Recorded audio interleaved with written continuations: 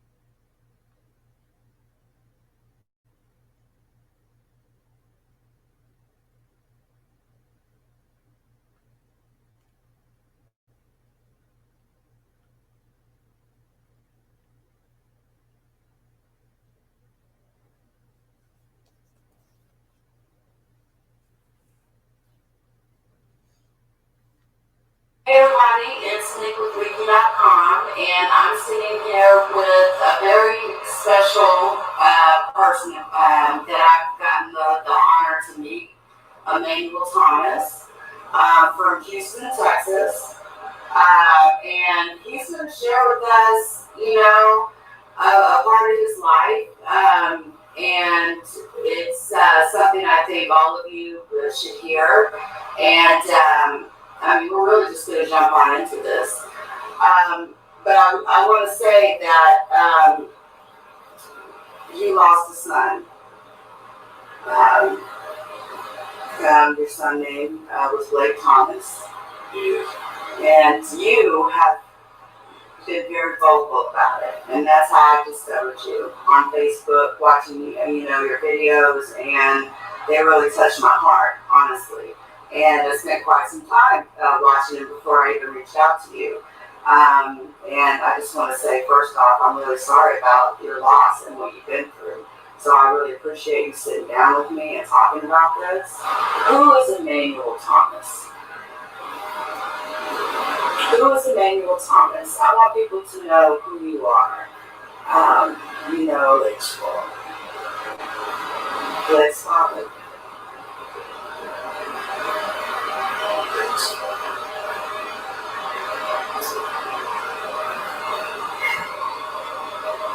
I've seen you with your children, and you're a great father. You're an amazing father. There's one thing, guys, I see wrong here. I've got to get this off the screen here. I'm so sorry, but I do not want this photo on the screen. I want this to play in its entirety without that stupid icon on the screen. So you guys got to forgive me. Can I even do that? I think I can. Yeah.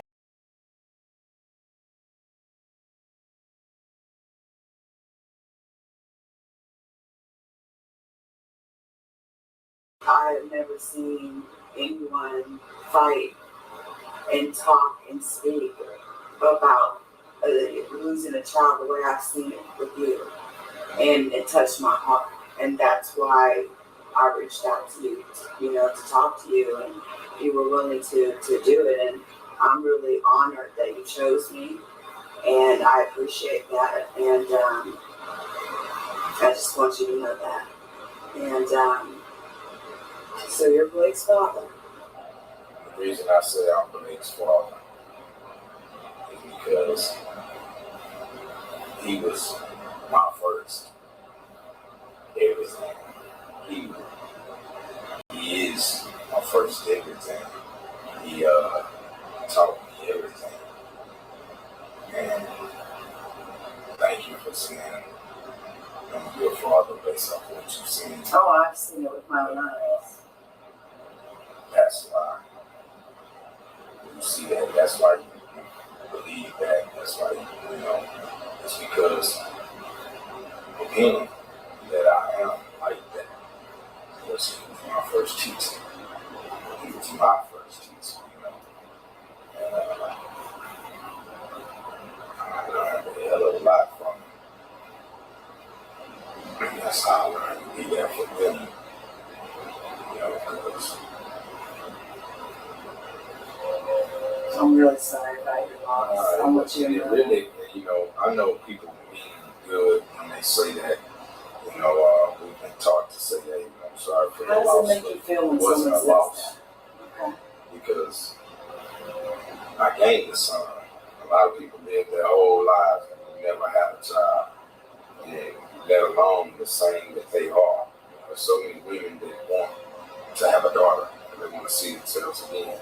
So many men that want to have a son, and see yourself again. It's just a thing that we have amongst the sexes, a secret, you know, wish we all want when we're making ourselves is to have the same thing. So my first ever child, I always said, you know, I want to have me a boy. I'm gonna treat my boy like they didn't treat me. I'm gonna let him be tough. I'm gonna back him up for real. And because I know it's gonna be me. So I wanted somebody to just really back me up. If I was wrong or right, just back me up, and I would be good. And I got it to a degree. So, you know, of course, when I was thinking about the possibility of one day having children, I always was like, man, I want my first to be a son because I want him to be a king, and I need a boy to lead off, you know, because I know I'll have others, and I want my first to be a son. I was always like, I'm going to name him Junior. He's going to be Junior. Oh, yeah, he's going to be Junior. And so when I found out I was having a boy, I went to the doctor, got the sonogram. I ran all up and down those roads, showing everybody his dick. I was like, he got a big one. I was like, hey, damn, I'm down. I think I put it in their face. I'm messing with folks. It's like, see, girl, he got an act. They like, what you got? Now you're having a boy. The joy. We had so much joy. I was like, I got what I wanted. And, yeah. You know, I was always thinking like, he might be kind of fit because I got a big head. And, you know, I was like, man, I hope that I get a pretty woman. So I don't give him no bad looks. Right. I'm like, man, you know, I be thinking women like me out of sympathy, you know what I'm saying? Like, oh, he got a sweet attitude. Yeah. But he got a big old head. So I be like, I don't want to get my baby my big old head. I want him to have some dashing looks. Yeah. You know how they say it in the books, dashing. Yes. You know, women just be like, wow, he's handsome. I want him to be taller than me. I'm like, because I always want to be a little taller. So if he come on, I want him to be a little taller. These are all thoughts going through your head through the pregnancy. That I wanted. No, all those things I wanted when I was young to be my child. So when she got pregnant and she had it, he fulfilled everything that I had wanted. So I was just like, man, this was up. And he was way better than I thought I was going to get. Like, he was like what they call the Gerber baby. You know, the Gerber babies just look like they're perfect. Yeah. Their faces is, you know, some babies, you know, one eye be a little off the other eye. You know all the different deformities. But they're all beautiful in their own. But, you know, there are some babies that the symmetrics line up perfect and, you know, make them into the TV babies. And, you know, I always would see those little girl foods and be like, man, I hope I'm going to get a little fat baby like that. Yeah. He was just like very photogenic. He could smile and you got to smile at him.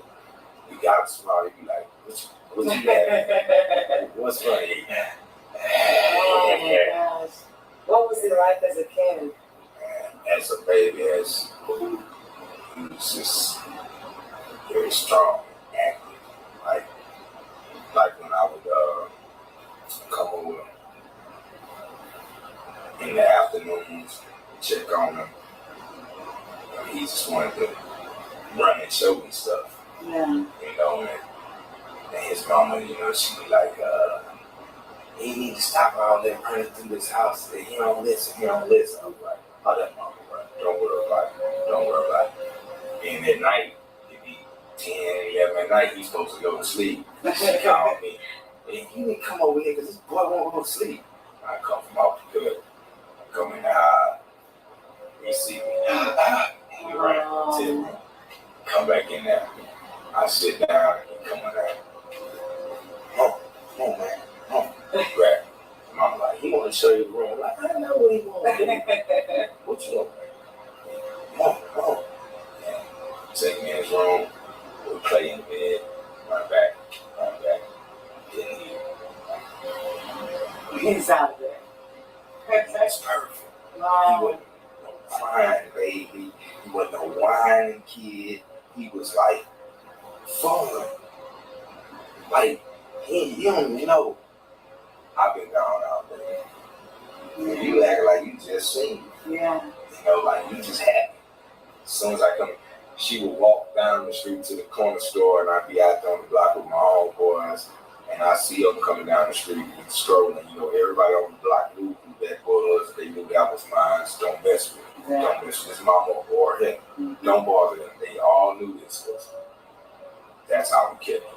So when they were walking, I would always, you know, wear my surroundings, seat lines, you know. Okay, here they come walking up to the store. And everybody talking. I was just, and showing up every time. It's like I saw his eyes, like looking at each other. And I'm like, lock eyes. Yeah. Lock eyes, and he would do this in the stroke. And his mama knows she gotta come over there, or I gotta come over there, because he see me over here. He know me amongst all them dudes. He reaching something, boy. I had to go over there and get him. Walk on the stool off the back. It's like that. So when I went away, that's when I realized I made the worst choice. It was not choice. It might be decision, regardless of how it's money for a financial gain or whatever. You gotta think about all the people that are gonna be affected. You gotta think about the opposite of the good turnout. What's gonna be the bad turnout? Who's gonna lose in this situation? You're gonna gain money, but you're gonna lose out on something that's way more important.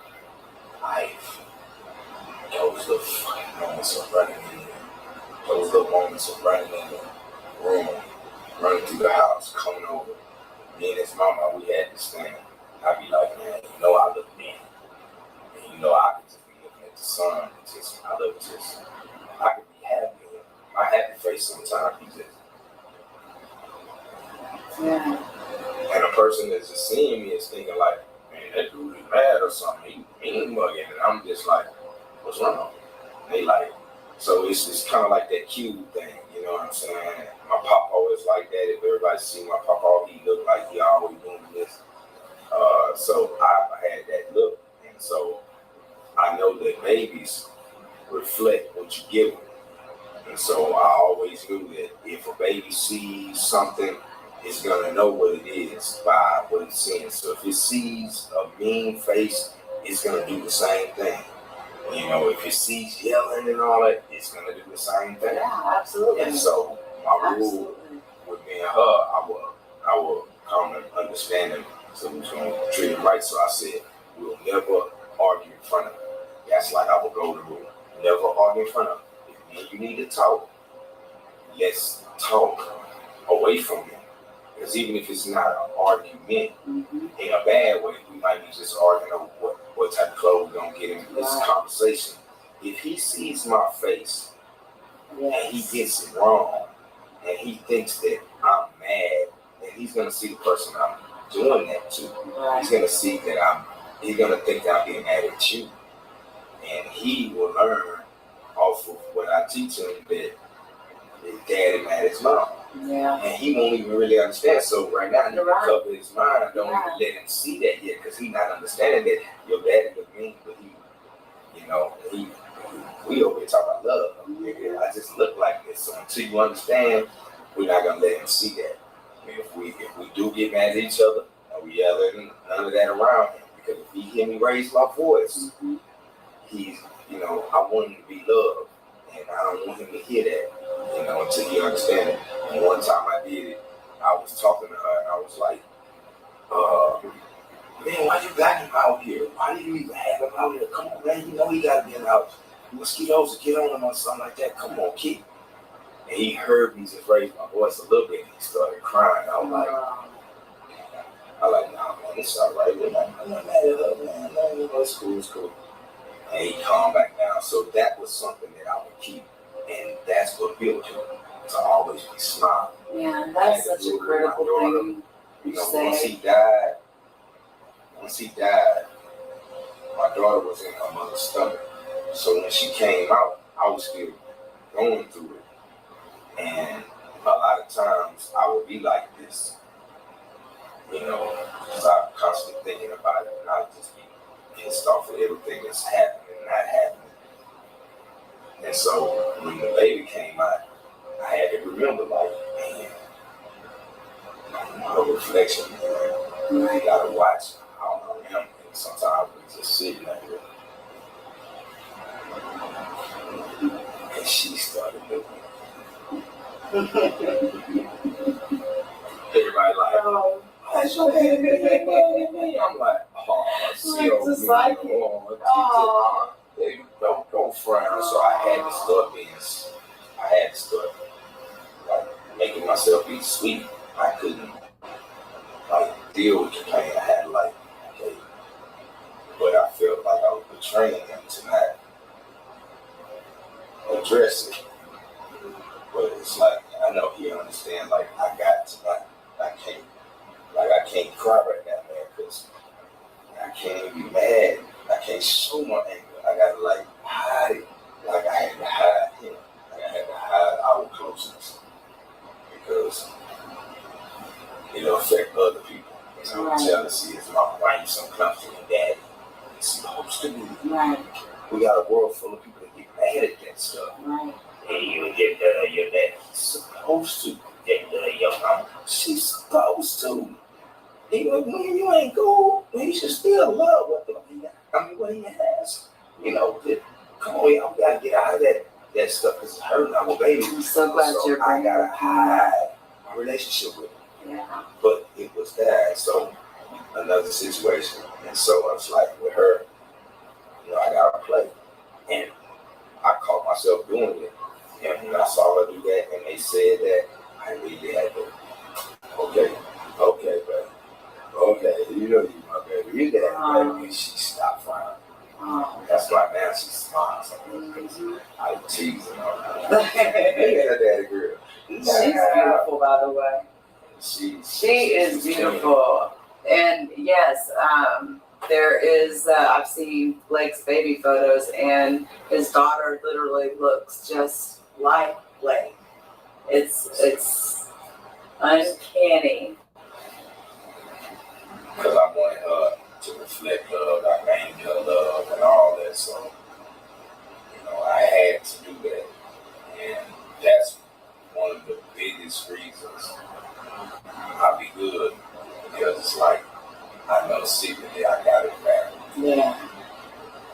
And you feel almost like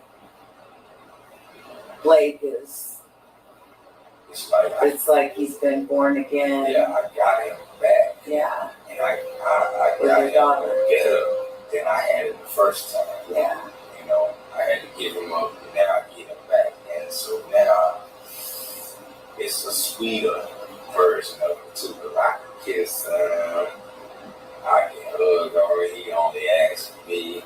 And everybody get like, why she only want you? That's my baby, man. That right, man. The psyche, like what I did for him, I do for her. And so, the same way I handle him is the way I have to handle her. And it shows, you know, because now she's not, you know, frowning as much. She's smiling more. She's laughing more like a baby's supposed to. You know, it's not her fault he bad. They don't get to get me. Like, you know, everything just kind of altered. It did alter because all my plans I had was all together. saying stop. is when this happened, your life completely changed. It stopped. Like, and you hear that in movies. You've seen other people. I help a lot of people like that, so I've seen them and I've heard them, and I know it's true with them.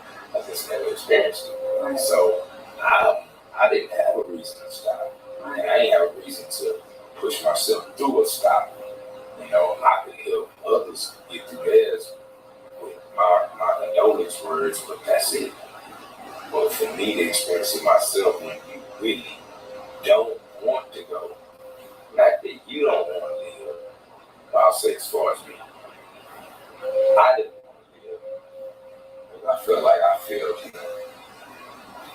Because I brought him into this world and he didn't get to live out what I felt he was supposed to live out. And so I felt like I didn't have a right to still be here. Wow. So I was willing, for me to go too. I left my only son. So I don't deserve to be here. So I didn't want to do nothing nice, no fun. I don't want to have no fun. I don't even want to have relations. So I'm not bringing no more children into this bullshit. Into this existence for them to be took out like that, man. And this is the pain that you went through. Yeah, so I didn't want to be here no more. Like I didn't want him to be in a box and I'm up here walking around. Like everything he do was my responsibility. So I didn't want that. I felt like I slipped. I didn't get that. I didn't save it. So I didn't have a right to keep on continuing living life and enjoying life. Before he passed, I was living and loving and enjoying it and planning for all of them to get together, events and all the stuff we got planned for the rest of our lives. And when he gone, that stops everything. Like the plans don't work no more without him. That's how it made life. It made life like, well, yeah, we was gonna go to the beach with everybody. There's no more everybody. So we're not going to the beach. That's how it felt. But then I had to check myself like, they don't deserve it. And that's what the hard part is that you don't want to be here, but you have others you have to be here for. If I leave y'all, then I'm going to cause some trauma to y'all. It's already trauma losing him. And lose daddy too. Now we all out here, and all I had was girls. So I'm really not gonna leave my girls. So I was in a position like, man, that is some real throw hand to throw to me, man. That's a real, like, you want to go with him? You ain't gonna leave him. So you're finna deal with it. Yeah. You're going to deal with it the worst way because you know you can't. No, live with my girls. Nope. And that makes you feel like betraying them. It's like you over here like, don't come with me. You're going to leave me alone. So you're not going to leave them. Then you're going to leave me. Neither one of us deserve it. That's the minimum things you're fighting. I was fighting. And I still fight them. And I had to overcome by, changing my behavior, not catching myself from not frowning as much, and giving them what they really are supposed to have. Like, they're supposed to have their good times too. So, yeah, I might not want to go to the park, but we got to go to the park. Yeah. Life has to go on. Yeah. They have to get good memories too. I'm just going to have to deal with it.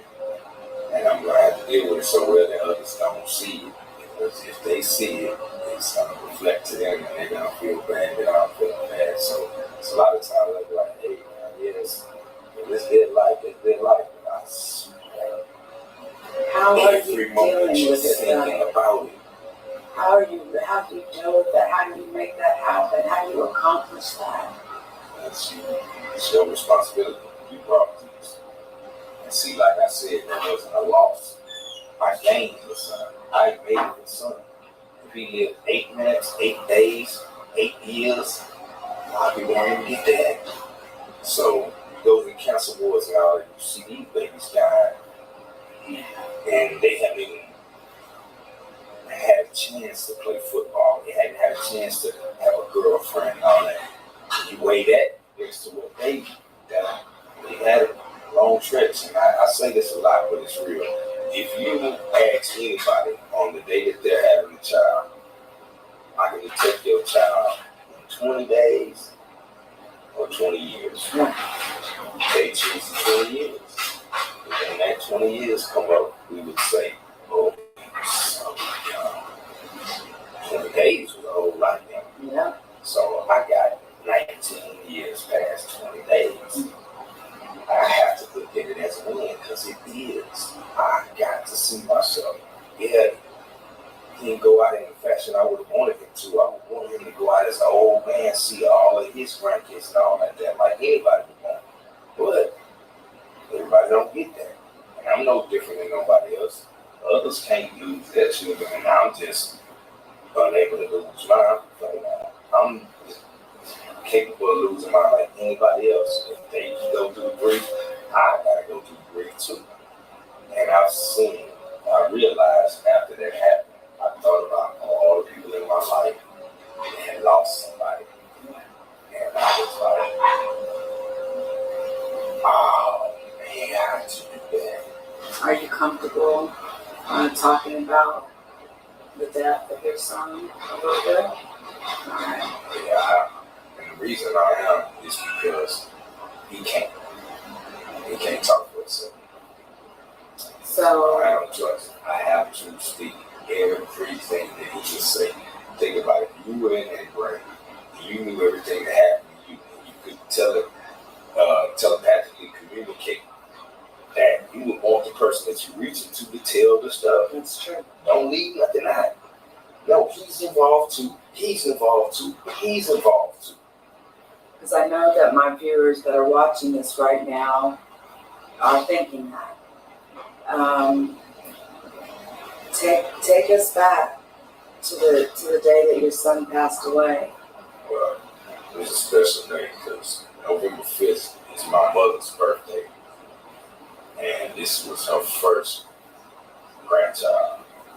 It was her birthday, but that morning, I told you we had planned on going to a three-day vacation to San Antonio to the Riverwalk.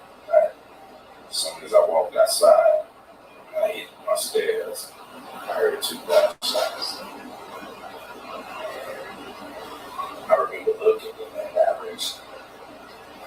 And I looked down the bottom of my stairs. My lieutenant was down there because we do patrols every morning. And so they, be right there in position waiting on me to come out. Right. So he was right there, and I'm like, he said, yeah. And I was like, You said it was in the morning?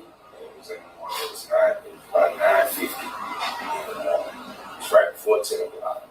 And I was like, ain't no firecrackers. And I hope nobody got those. Right. And I was just about to come on, let's all go over and check it like we normally do.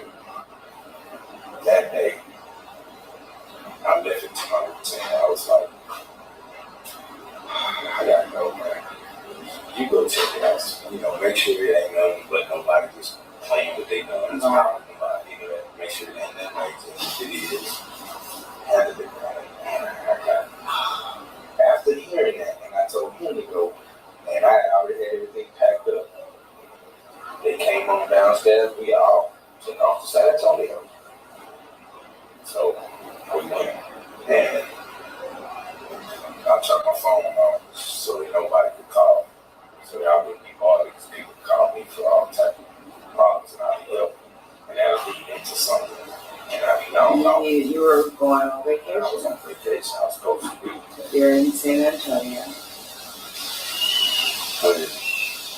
When I went outside with my cigarette, I got my phone and I turned it on while I was smoking a cigarette. I was sitting there because I'm like, somebody called me. I can't be doing this, you know what I'm saying? Somebody might call me and do something. Right. And then you're going to get caught up. And I'm like, but it was me so much, so I had to. It's my duty to do.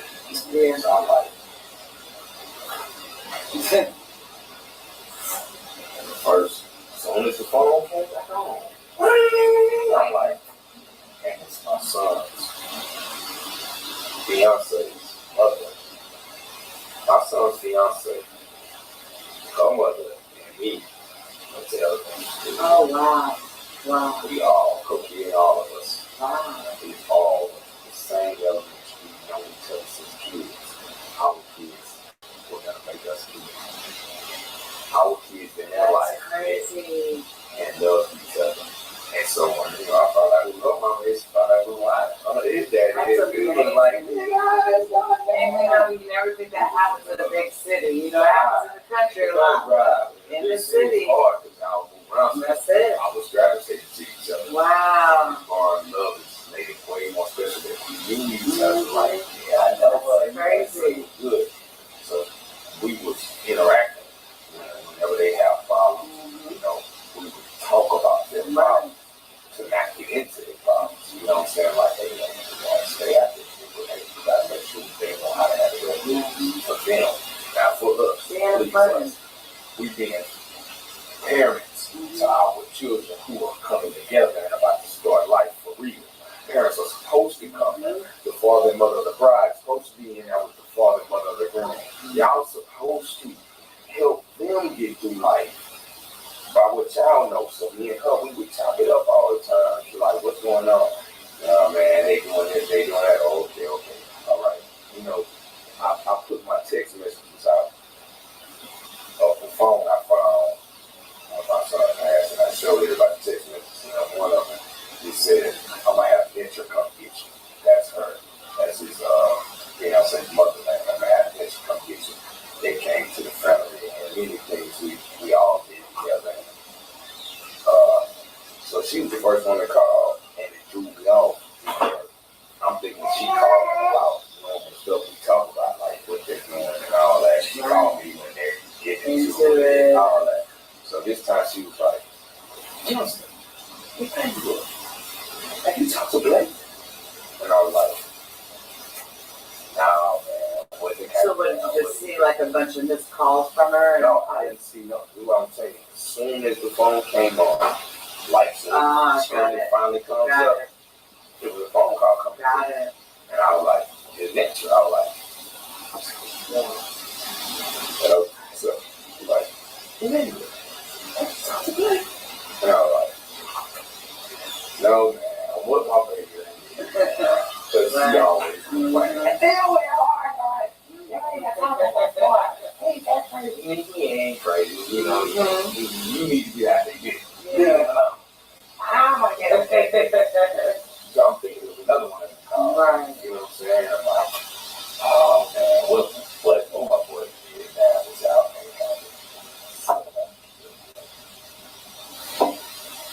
Not been shot.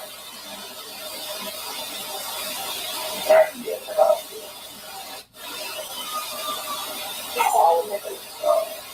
Flat out with the word healed. He just put it on. It's no chance. That's it. It's over.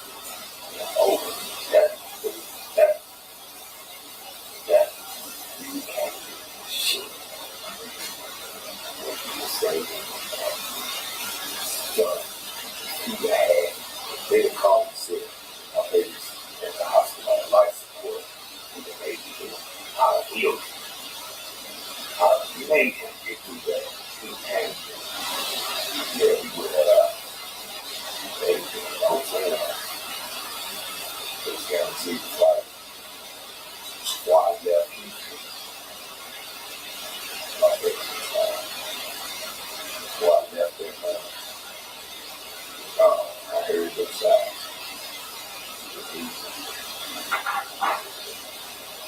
And anyway, so she told me that, and I'm like, what? I'm surprised you didn't go into I'm sure you wouldn't be shocked. Well, everybody, when they go back and they listen to the CD number 6, you'll hear my voice sound very funny. It's like that. Because I was grateful. This guy, I feel, I like, you know how they say, like, and it's kind of crazy. It's like I want to yell at my people up there, like, I care y'all that that happened. Y'all tell me about it like nobody. No, that's not fucking weird. Like I want to put it in, and I let out all this year I am, and it took my voice and stripped my voice like that 1 year. And after that, I went back in and I told her, let's go. And she was something wrong. Let's go. Do you know any details at all at this point? They were standing there waiting on food, and I was just like, is it real? Is it real? We got to go. She was pregnant, so I didn't want to drop this note. I'm just like, something happened. Let's go, baby. Let's do that.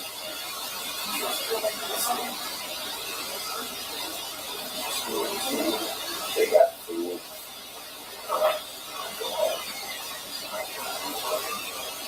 So, yes. Yeah. Got in the van. Smoke gas in. Everything. I called Quanell. I had to stop before I got on the freeway because I was going so fast. Do you know any details of what had happened at that time? All I heard was when she told me somebody killed her. I got yeah.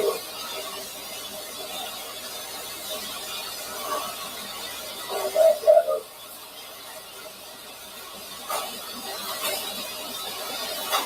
They struck my car. I was on the next car. And she said, oh, somebody killed our son. I was just like,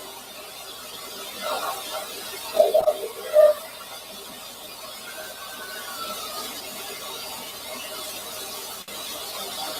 And I was like, I said, Black car.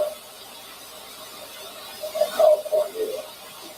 And you're speaking of Quanell X, Quanell X. who you've known for several years. Yes, ma'am. He was my first phone call. So he was actually the first person you called. First and only person I called. And I had to stop because I was going so fast. And I had my baby in the car and my baby boy. And I was like, I'm down. I can't jump down. So I called him and told him, I said, somebody killed my son. And he's like, what? Somebody killed my son. I said, son, nigga, is you hearing me? I'm in San Antonio. I'm on the way now. Call every body took my son. Oh shit, brother. So he said, it's gonna be okay, brother. Where you at again? I said, I'm in San Antonio. I'm getting on the freeway right now. I'll be home in an hour. I'm coming. Be there. Be ready. Brother, come as soon as you get in Houston. Then I just tell you, I will be there in an hour. No one talk. No one talk. Be there. Everybody, be there. My son. Because if what they're telling me is true, so I haven't witnessed this. But if what you're telling me is true,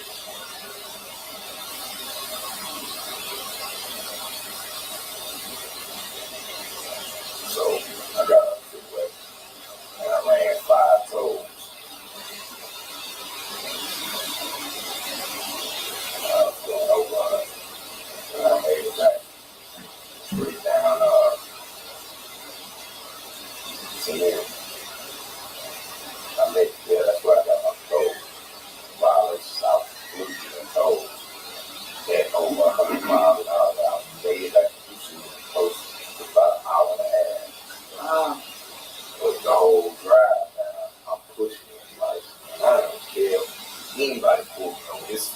longest police chase they ever see, because I'm not stopping till I get to that medical examiner's office, wherever they say it's my son is it. As soon as that's what it was, when she told me that, Petra said that happened, like, I called his phone. I hung up with her, and I called his phone, and he didn't answer. That's when his grandmother called, and I answered him and said, "Like, you're not son."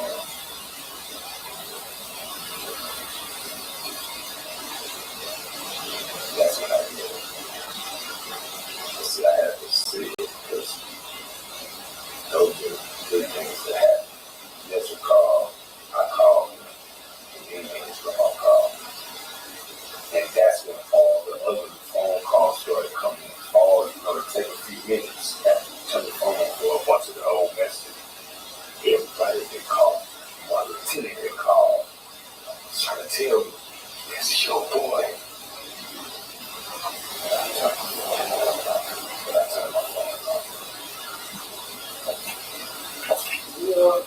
But I got to hear it. So that means I was there. And that means my baby boy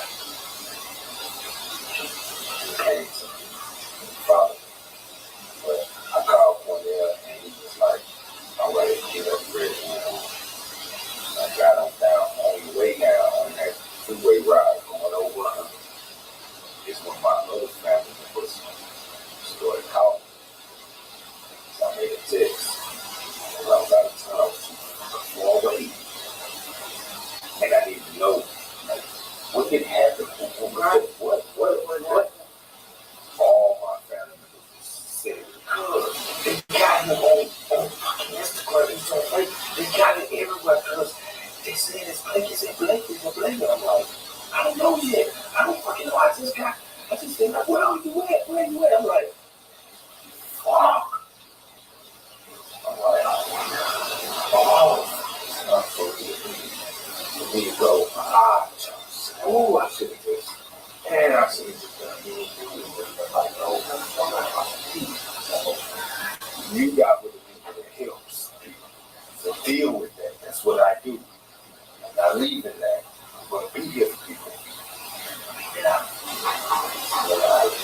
Okay. So you hold you felt guilty. You feel guilty still. If I went down when I first heard, I saved it. It was right across. We find, and I've been on shows before, where you will hear in the background while we're out on patrol, and everybody, y'all go right over there? Like, yeah. Boys in the hood. And you hit loud. Hey, you talking to your shot? Yeah. It's all right. Everything good. We got it. Oh, okay, good. These real live things. These are real things, and that's how we'll find out. A bunch of shots. I'm gonna go there. Come on out. We'll go towards. Showed up. Hey, y'all.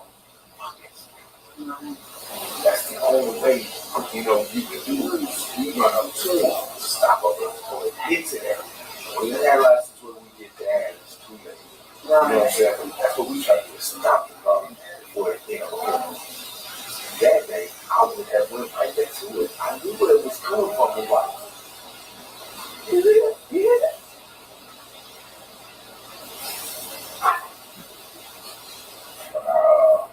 I made it back and I found out everything.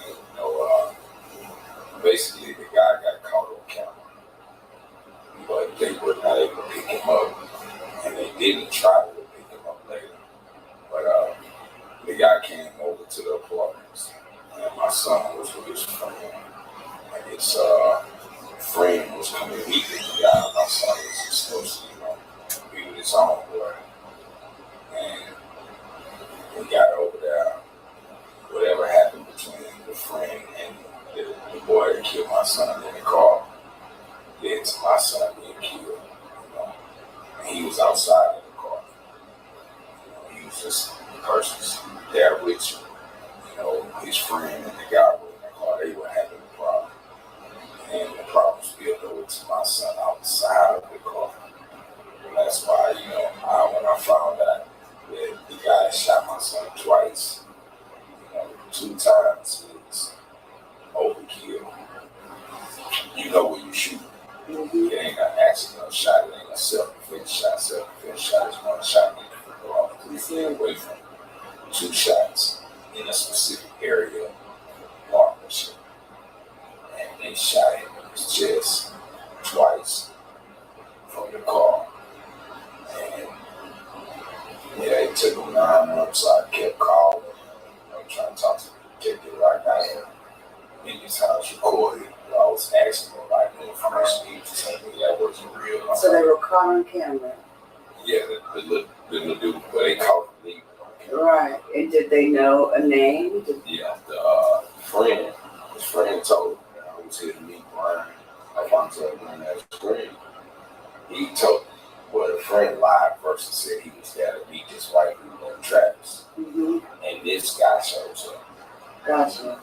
So if this guy showed up, you waiting on a white dude, why would you go up to a black dude's car? And the police knew about this man's name. Yeah, the first day. But they had the friend. And the friend told everything. He was like, man, I was here to meet this guy, and this guy showed up. He acted like he didn't know the guy. And the phone record showed that the guy had texted him 5 minutes before they paid the guy. Okay. So if you don't know him, why did he text him? Do you know what he His texted? text was, I'm here. Where are y'all? And as I say, I'm here means you know the location you're supposed to be at. And you know you're supposed to be meeting You're supposed someone. to be meeting someone. And then where are y'all? And y'all was plural. That's correct. So that means you knew it was more than one person that you were coming to meet. So that statement y'all made to the cops, that's when I knew it was more than that. Right out on the line. Yeah. If my son was really doing something that's threatening you, tell the truth about it. Right. But you saying you don't know his friend, that's a lie in itself that tells me y'all are in the for more than what we see. So he lied to the cops and said he was there to pick up some weed.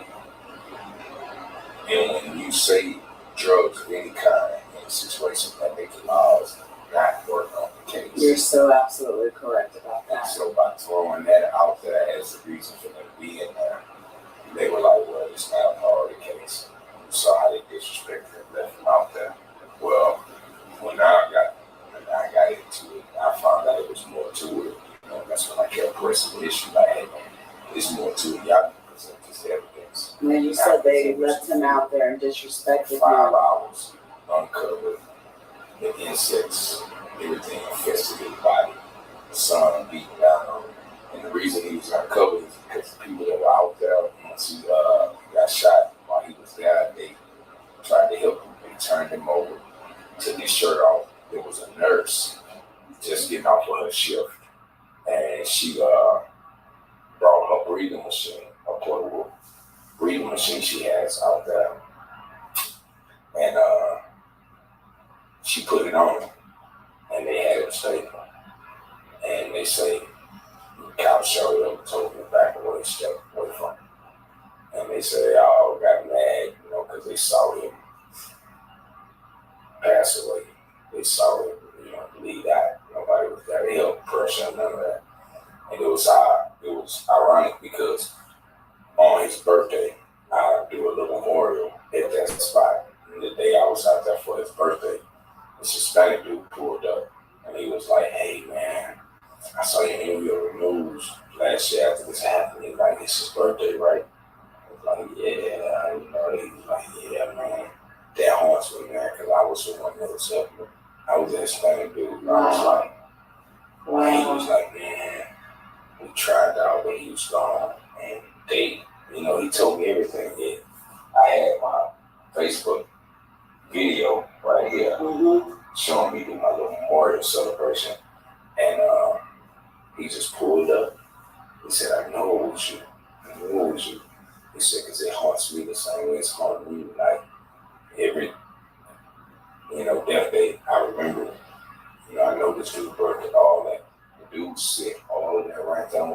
was sitting there like, man, thank you. Thank you for trying to help my baby. Yeah.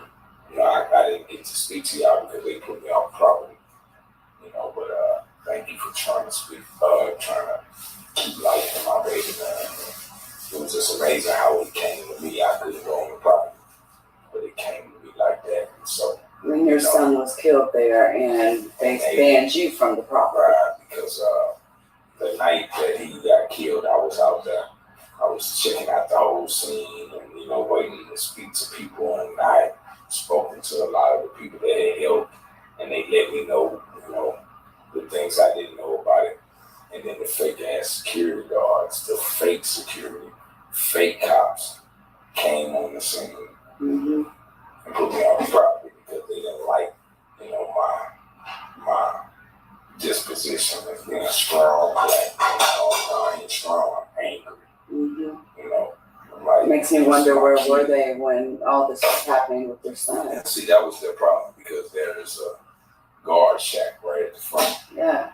And the gates are electronic. The gates were broken. And there was no guard in the shack. And I asked them, do y'all work on Sundays? They're like, yeah. Where were you? Nobody there. I mean, pissed them off.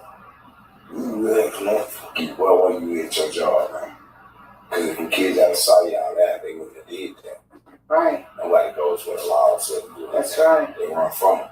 So you and he's packing a pistol. Right. You just been in your position. My baby would have been alive. And you out here tripping. Put me off the property.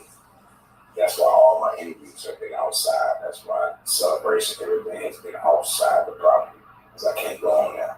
And not being able to go on there, I wasn't able to talk to any other witnesses. So we what's the name of this property? It's Dominion Trails. 150 Dominion Trails.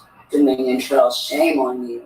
You know, they did it on purpose because as long as I wasn't able to go on the property and speak to any other witnesses, we couldn't file a civil lawsuit for wrongful death. We attempted to, Brother Chris O'Rourke and his law firm, much love to y'all, they attempted to, but we couldn't go on the property and meet any other witnesses. And they needed the witnesses. And I mean, you just want to do simple things like put down a memorial for your son, like people do every day. And I wanted to hold them accountable because it's crazy that I was filming videos after that happened, after nobody was at the gate, after I made a big fuss about y'all being where you're supposed to be and having at least the gates fixed mechanically because the people pay for it.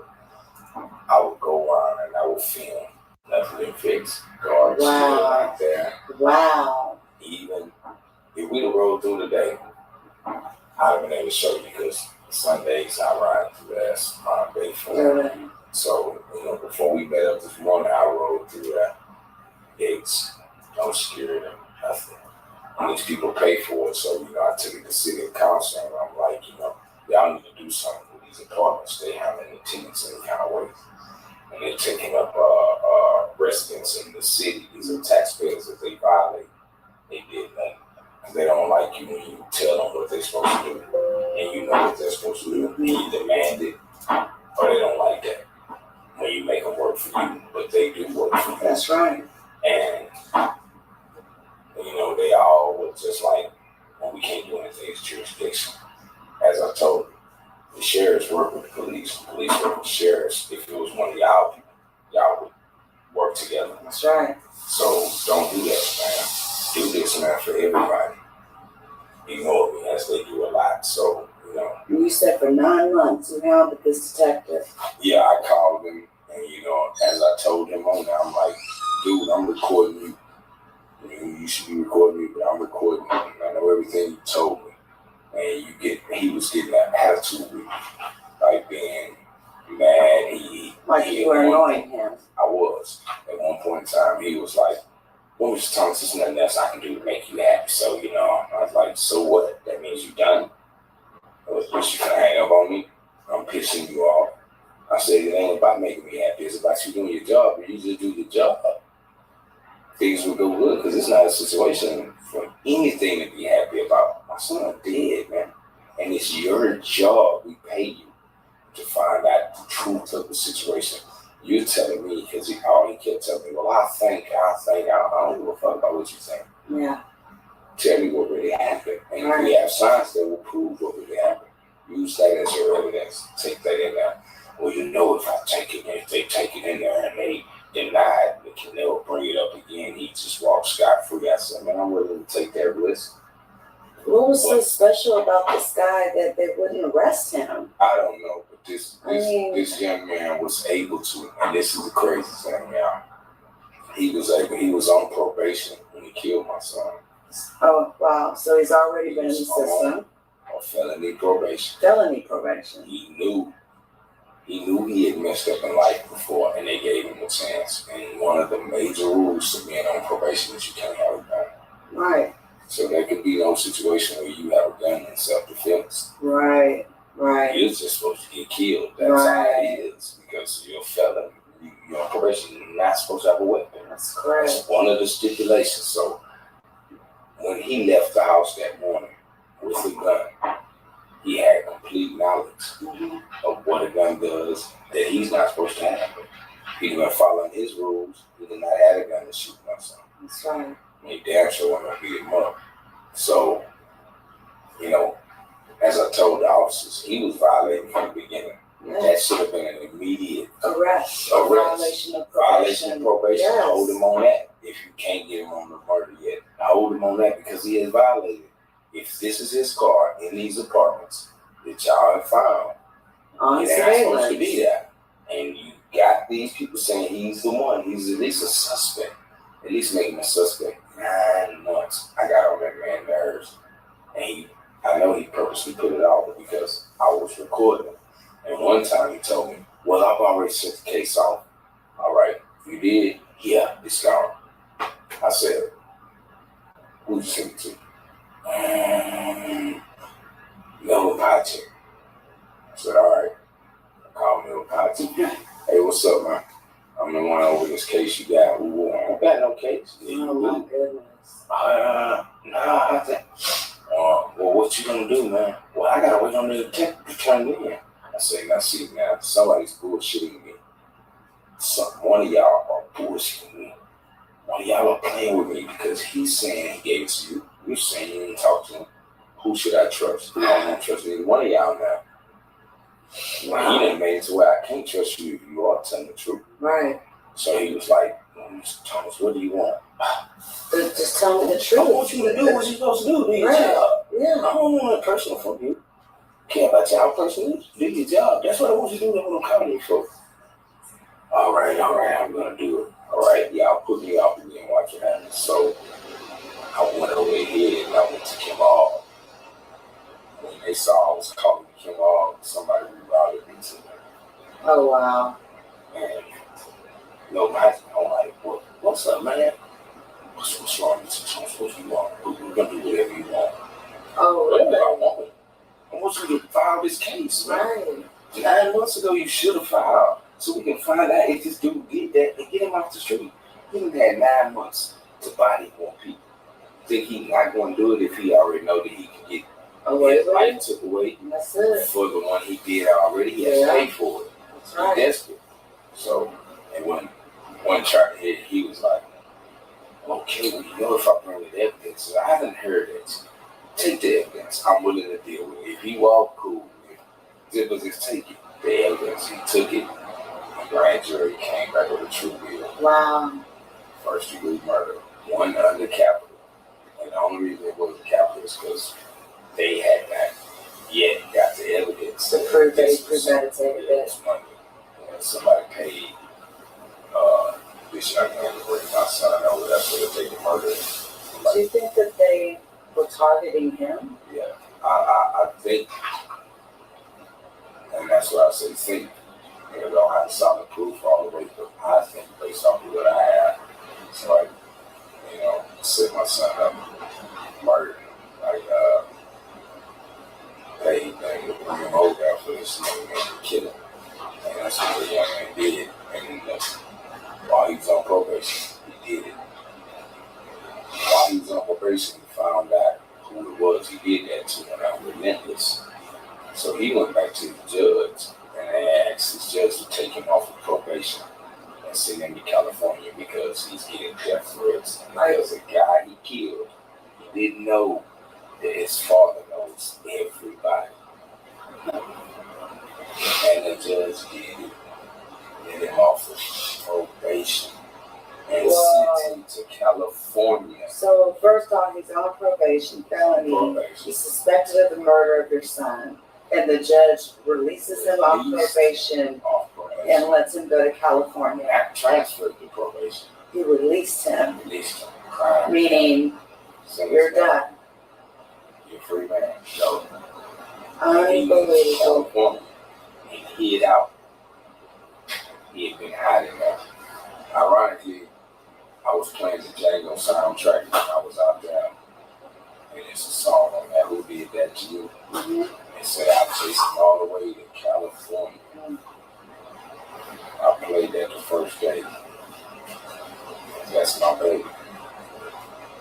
And I had to find that for him. And he was in California. Do we have family there? I don't know who he has that, but he told the court records, he told the judge that he was going to school. So I don't know what school he was in. We're going to find all that out and see if it was a lie or whatever. But his reasoning for getting off was so he would go to school without any black argument. And the judge let it happen. But his family is rich. Okay, that's what I was just going to ask. Does it come from money? Yeah, his family. And see, I looked up all his family members to see what they were doing during this time. That y'all know your loved one killed somebody, so their family is going through something. You see what y'all are doing. You know, y'all kind of staying quiet, staying right. They trip here, trip there, weddings, parties, all that. Really? All of his sisters, all that, his father, all that. They're partying. All their posts for the year 2017 and 18. Parties. Party. And I'm like, these motherfuckers got money. That's what I was like, these people got money, man. The only way I could be him. A person being accused of taking another man's life, like. As if nothing will ever happen. I know, and I asked people, I was like, man, you know what?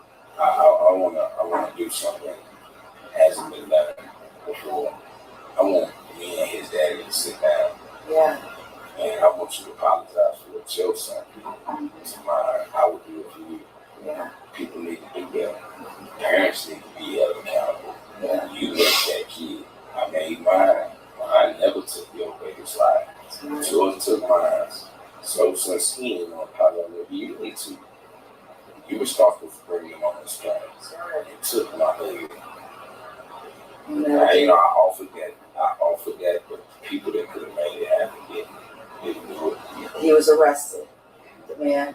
No. He wasn't arrested in California. See, when we found out where he was at in California, I told the authorities for him to go get him. Gotcha. And, they wouldn't go get him. And I was like, what's taking so long? And I finally found him. I know where he's at. Right. And he's not telling himself in it, so you're going to go get him. But you're going to do this for my son, so nobody moved. I went back down to City Hall. Oh, yeah, who helped? Oh, my God. Nobody moved. So I said, I'm going to get him myself. And we secretly planned to go up there. It was right after the Super Blood Moon. The Super Blood Moon, when I saw it, it stopped me like, don't go. You don't need to watch this. And on his birthday, I sat at the grave about 4 or 5 hours with him. That's my personal video. You do a lot of those videos. I've seen you do a lot of those. Yeah. Those are my moments with him. And so, I did a personal video on his birthday. You know what I'm saying? But later on, hopefully when I get to sit down and play these things over and over, and I remember my baby.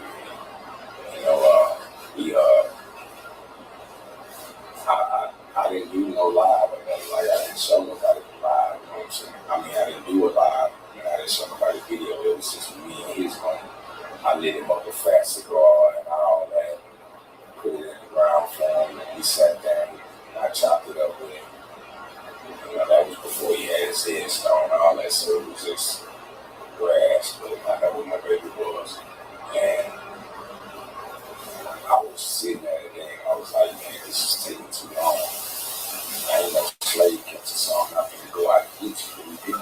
put yourself in for what you did. That's just how I feel.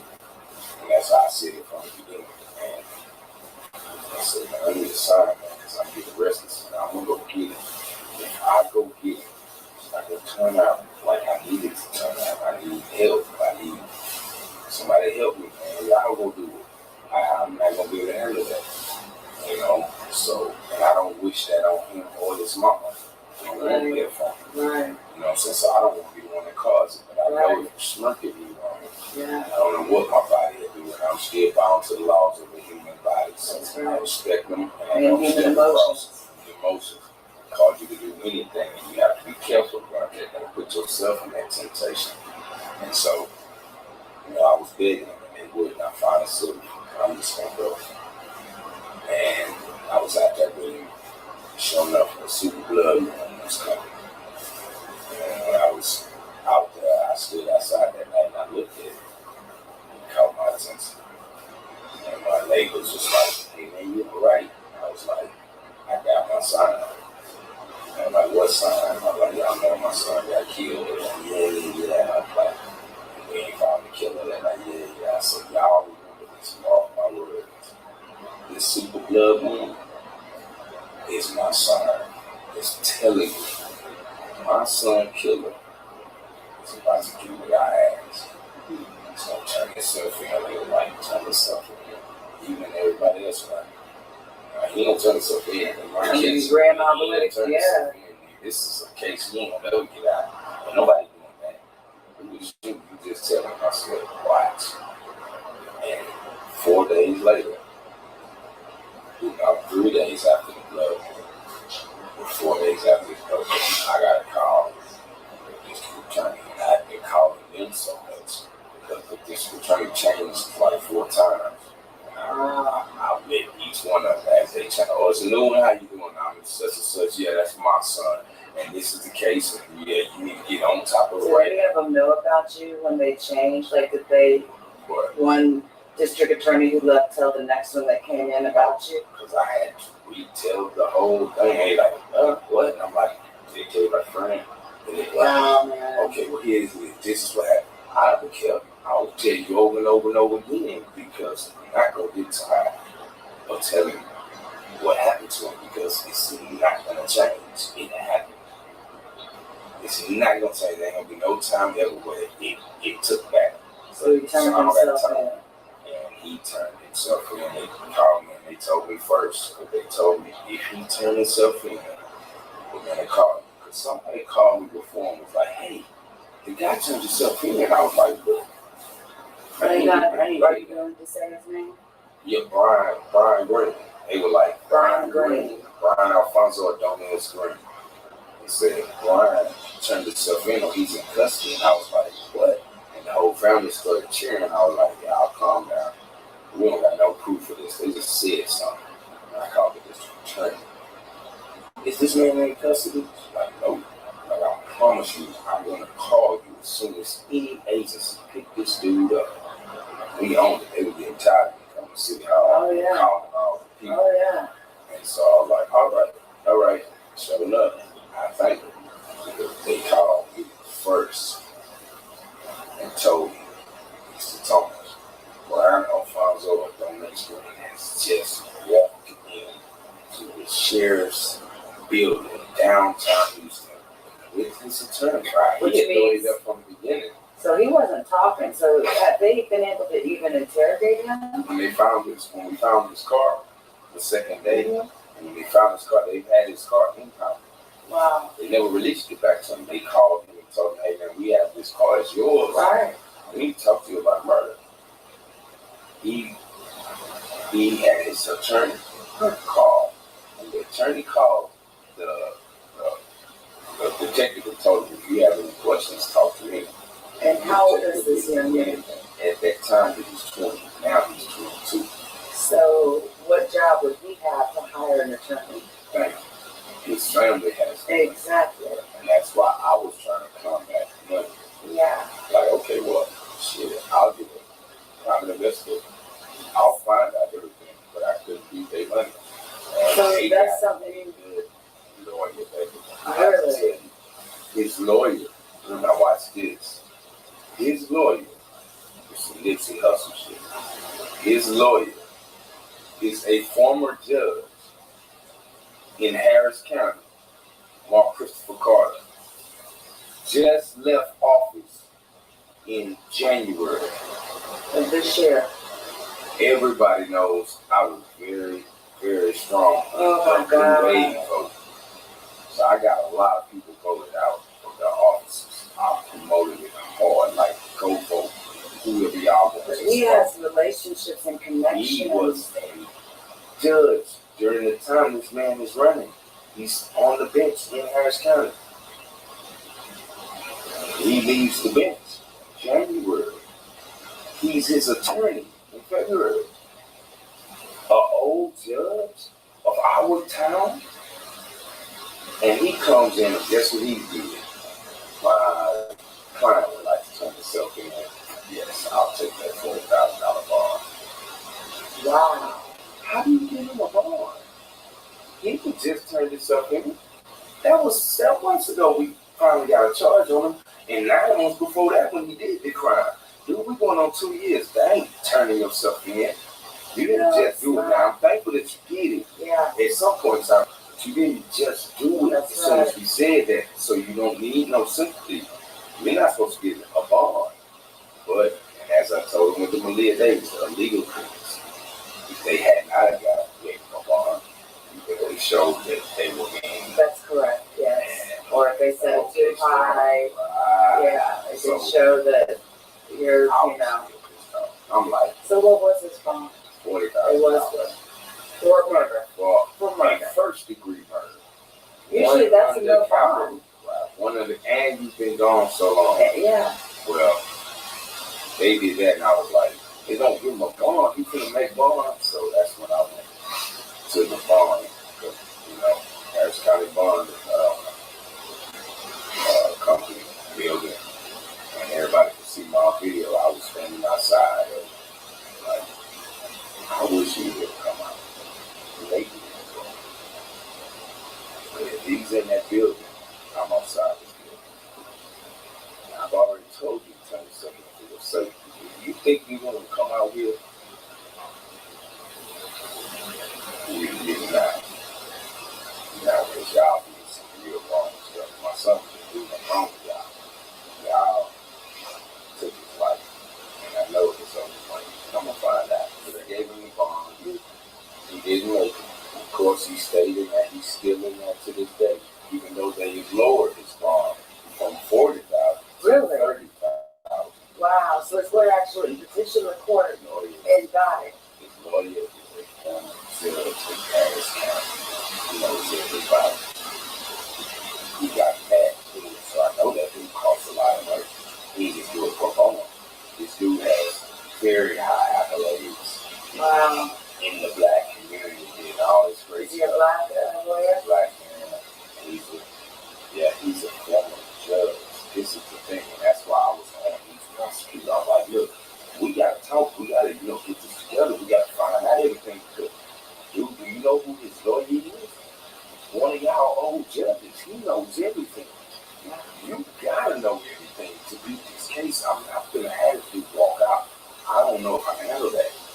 No. Not knowing he did it. Can't handle that, man. So y'all got so much as it is. I mean, I was trying to help him. I was trying to help him. Like, I'll help however you want. If you know what you need, we're gonna find out the truth. As long as it's my son, we're gonna find out the truth. They was okay. They kept switching. I come back to court. The next court date, it's another this return. I'm like, who are you? I'm such and such. Okay. So let me get you up to speed because this man is not a regular attorney. He is a former judge of our city. He knows all our laws. And this is the guy they're going to use to get him off. He already got him a bond. And got it lowered. The top 20 fugitives list in Houston. This guy made the top 20 fugitives list. Because when I was helping with Jasmine Barnes' situation, I went to the funeral. A lot of those that know me saw me there. So they already knew what was going to happen. Like, how y'all putting the hustler on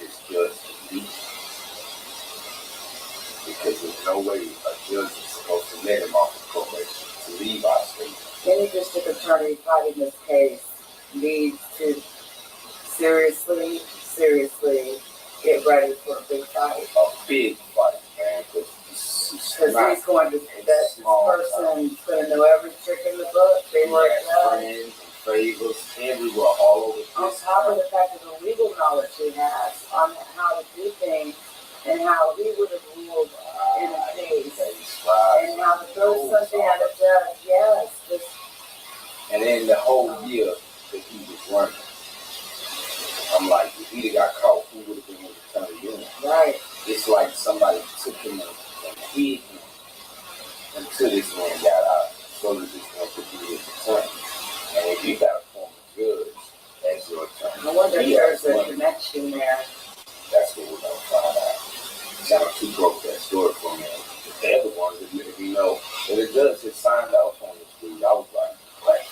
So you mean to tell me all this time I've been on all y'all news stations talking to every important person out here, one of the judges knew, and you had let him go? Why would you do that? I want to know who you are. And I want to know ethically what judge feels that there's any explanation to make that happen, make that a positive decision. I'm going to take you off of probation. And you're under investigation for a murder. And I'm going to send you to another state. Yeah. Let you know to a whole nother state. Not a sister state, a whole nother state. And go do what the hell you want to do. And that's what they let him do for 9 months. You don't know how many people do that out there. And he brought his blood back because I told him, I'm coming to get him. I knew what he said. They ain't gonna come get you. Yeah, I'll come get you. You ain't gonna turn yourself in either. You ain't gonna just walk away from it like nothing happened. I'm ready.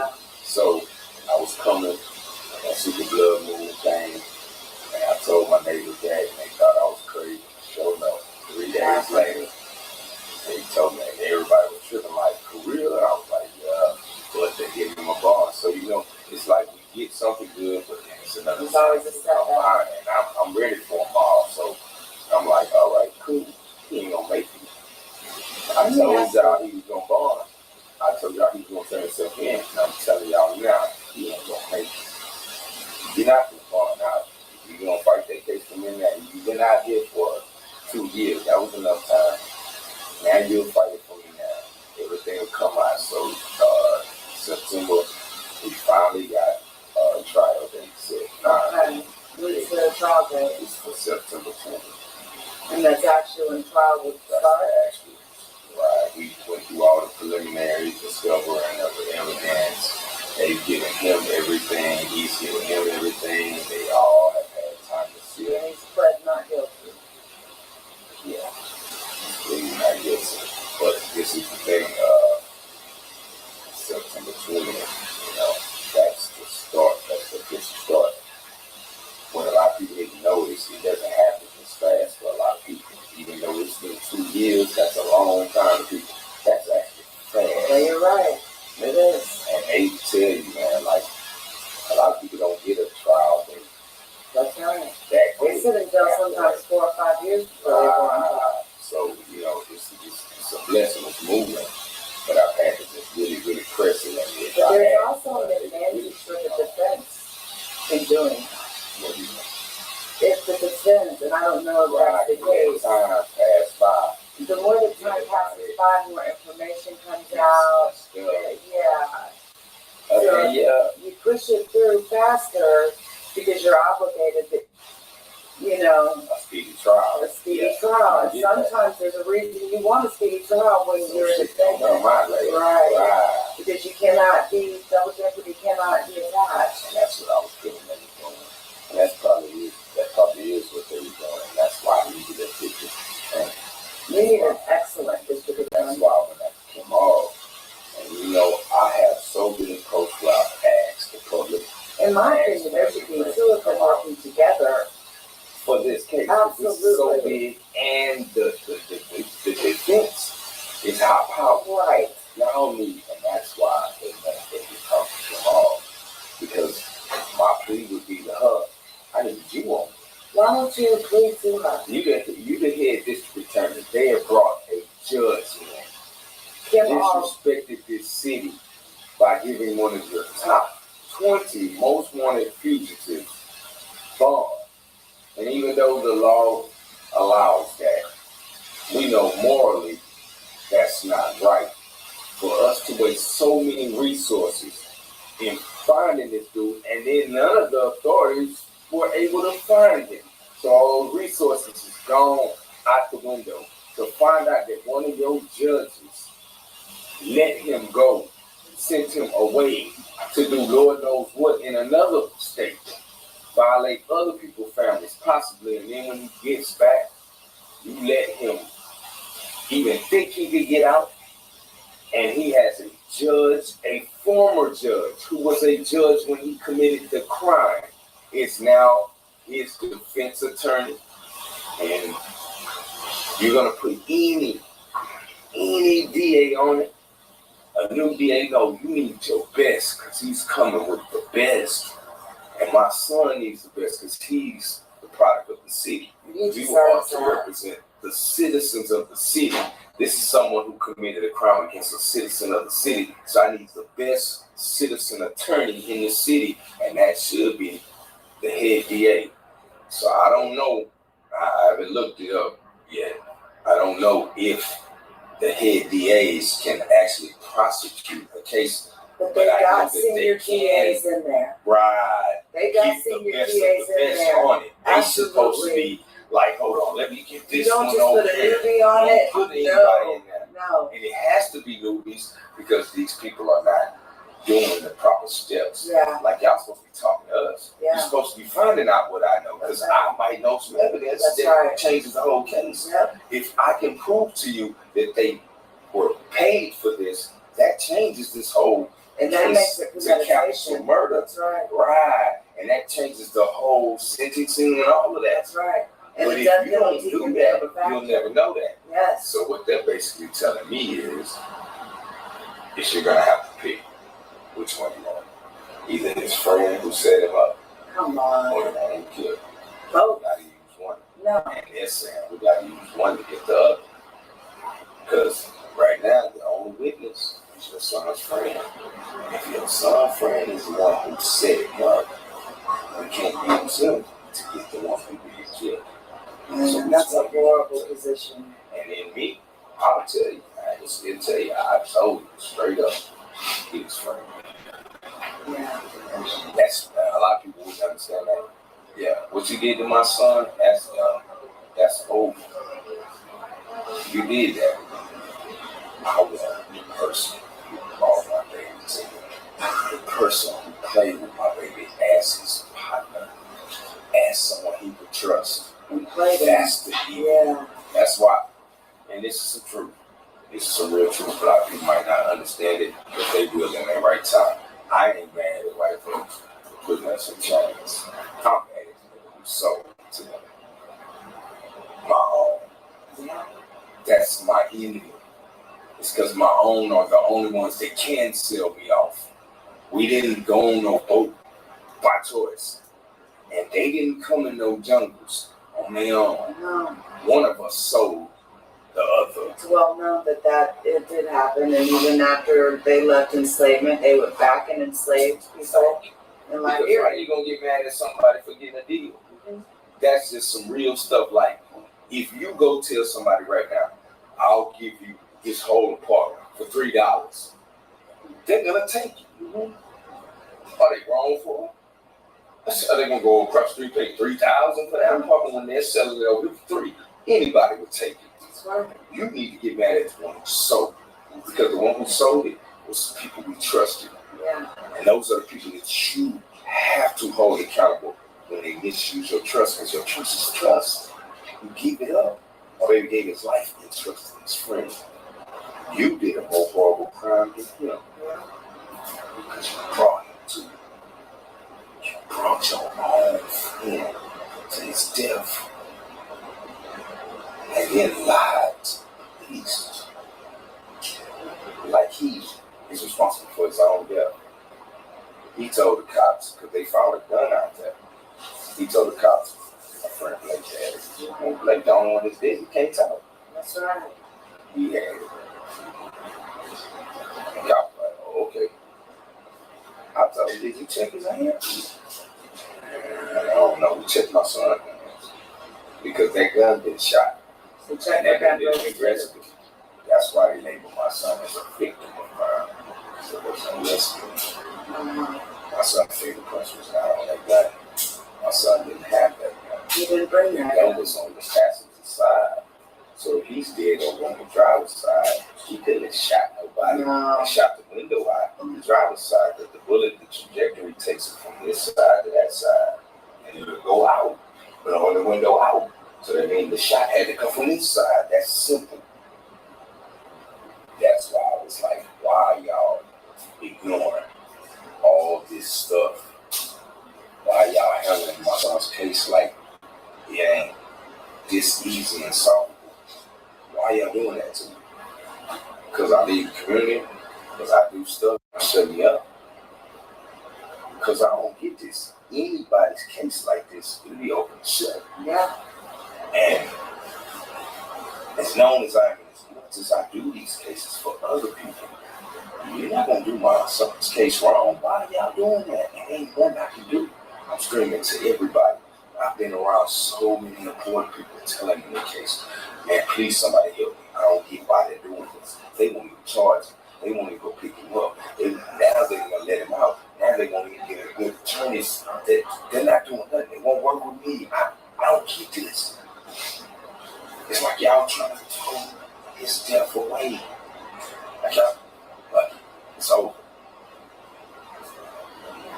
Which one you want? And with him, I say, well, I really want the phone. Well, it's harder to prove. Wow. But that's me. That's what I want because I better trust him. I better trust him.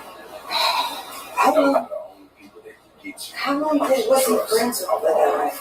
For a long time. Like you knew? He actually, the little boy actually came up to the hospital when my father almost died in a car wreck. He came to tell my son they were like shadows. You see him, you see him. And you know, I used to get these giving feelings with him. But I would tell my son, like, just be careful, my sweetness, you gotta be careful. Your own people put you in chains. And they still will do it if they give you the right price. Your life is not valuable to them. So please watch your own people too. Let all people be judged. Let all people choose what side of life they're going to be on. And let all people show their choice. And let them be judged off of their choices. Because what you choose, he ain't gonna choose. Just because y'all same or look the same don't mean it's gonna be the same. So you can't punish me if he chose to do it, and I didn't. So we have to choose and let everybody demonstrate themselves. And ain't no more just because we look alike, we on the same side. We're not. And from the beginning of our hill, that is the truth. It was your own kind that did that. And still, if you some of your own kinds, Chinese kill Chinese, Mexicans kill Mexicans, white kill white, black kill black. Nobody care. They be after the money or whatever they feel is important for that situation. So it was just pissing me off that, you know, they were acting like, you know, nothing happened. You know, you bring up a good question that I have. What kind of support did you get after all this happened? None. Absolutely none. From like friends, all the people that I knew. You've done so much for the community. All the politics. I'm finna drop name Derek Muhammad, E.A. Decker, Sheila Jackson Lee, Jesse Jackson, and Sylvester Turner. And just about everybody on the board except for Brother Travis, Sister Edwards, and Brother Christie. That's my G.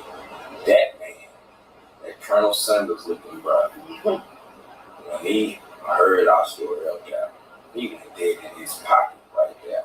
Wow. Pulled out $70, paid our parking ticket because I got a parking ticket because I went over because they put me at the end of the list. He paid it. He was like, I wish I could do more, but that's real. That's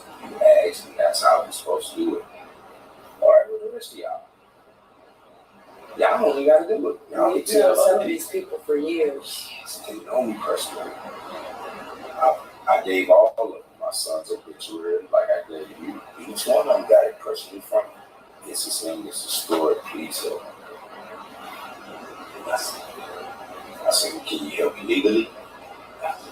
My cousin, my real cousin, my son's cousin, is Councilmember Jarvis Johnson.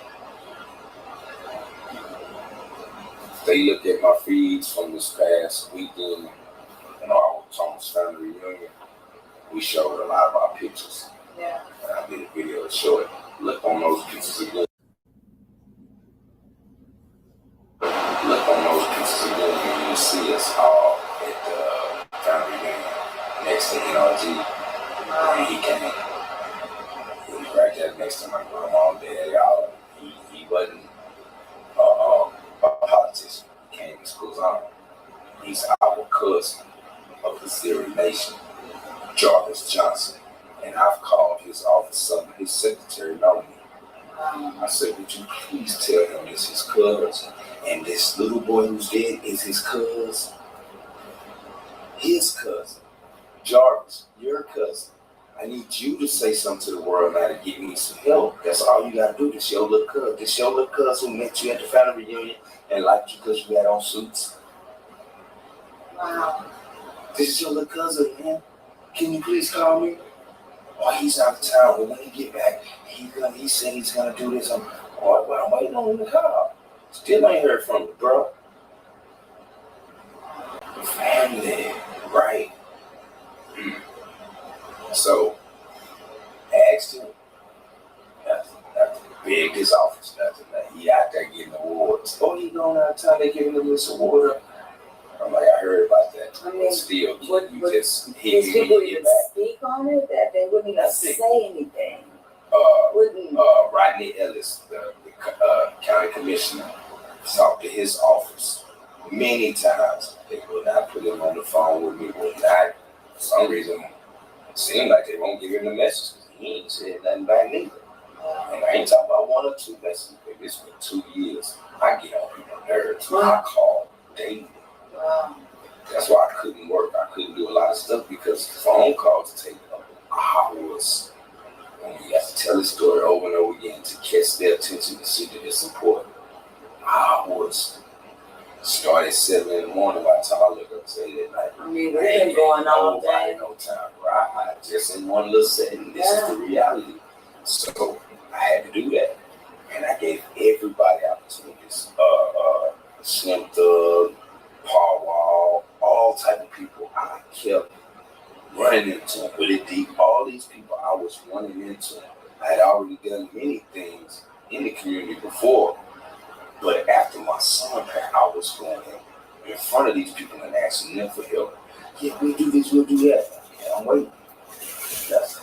Sheila Jackson Lee. She claims I'm a great man. I'm a great member of the community.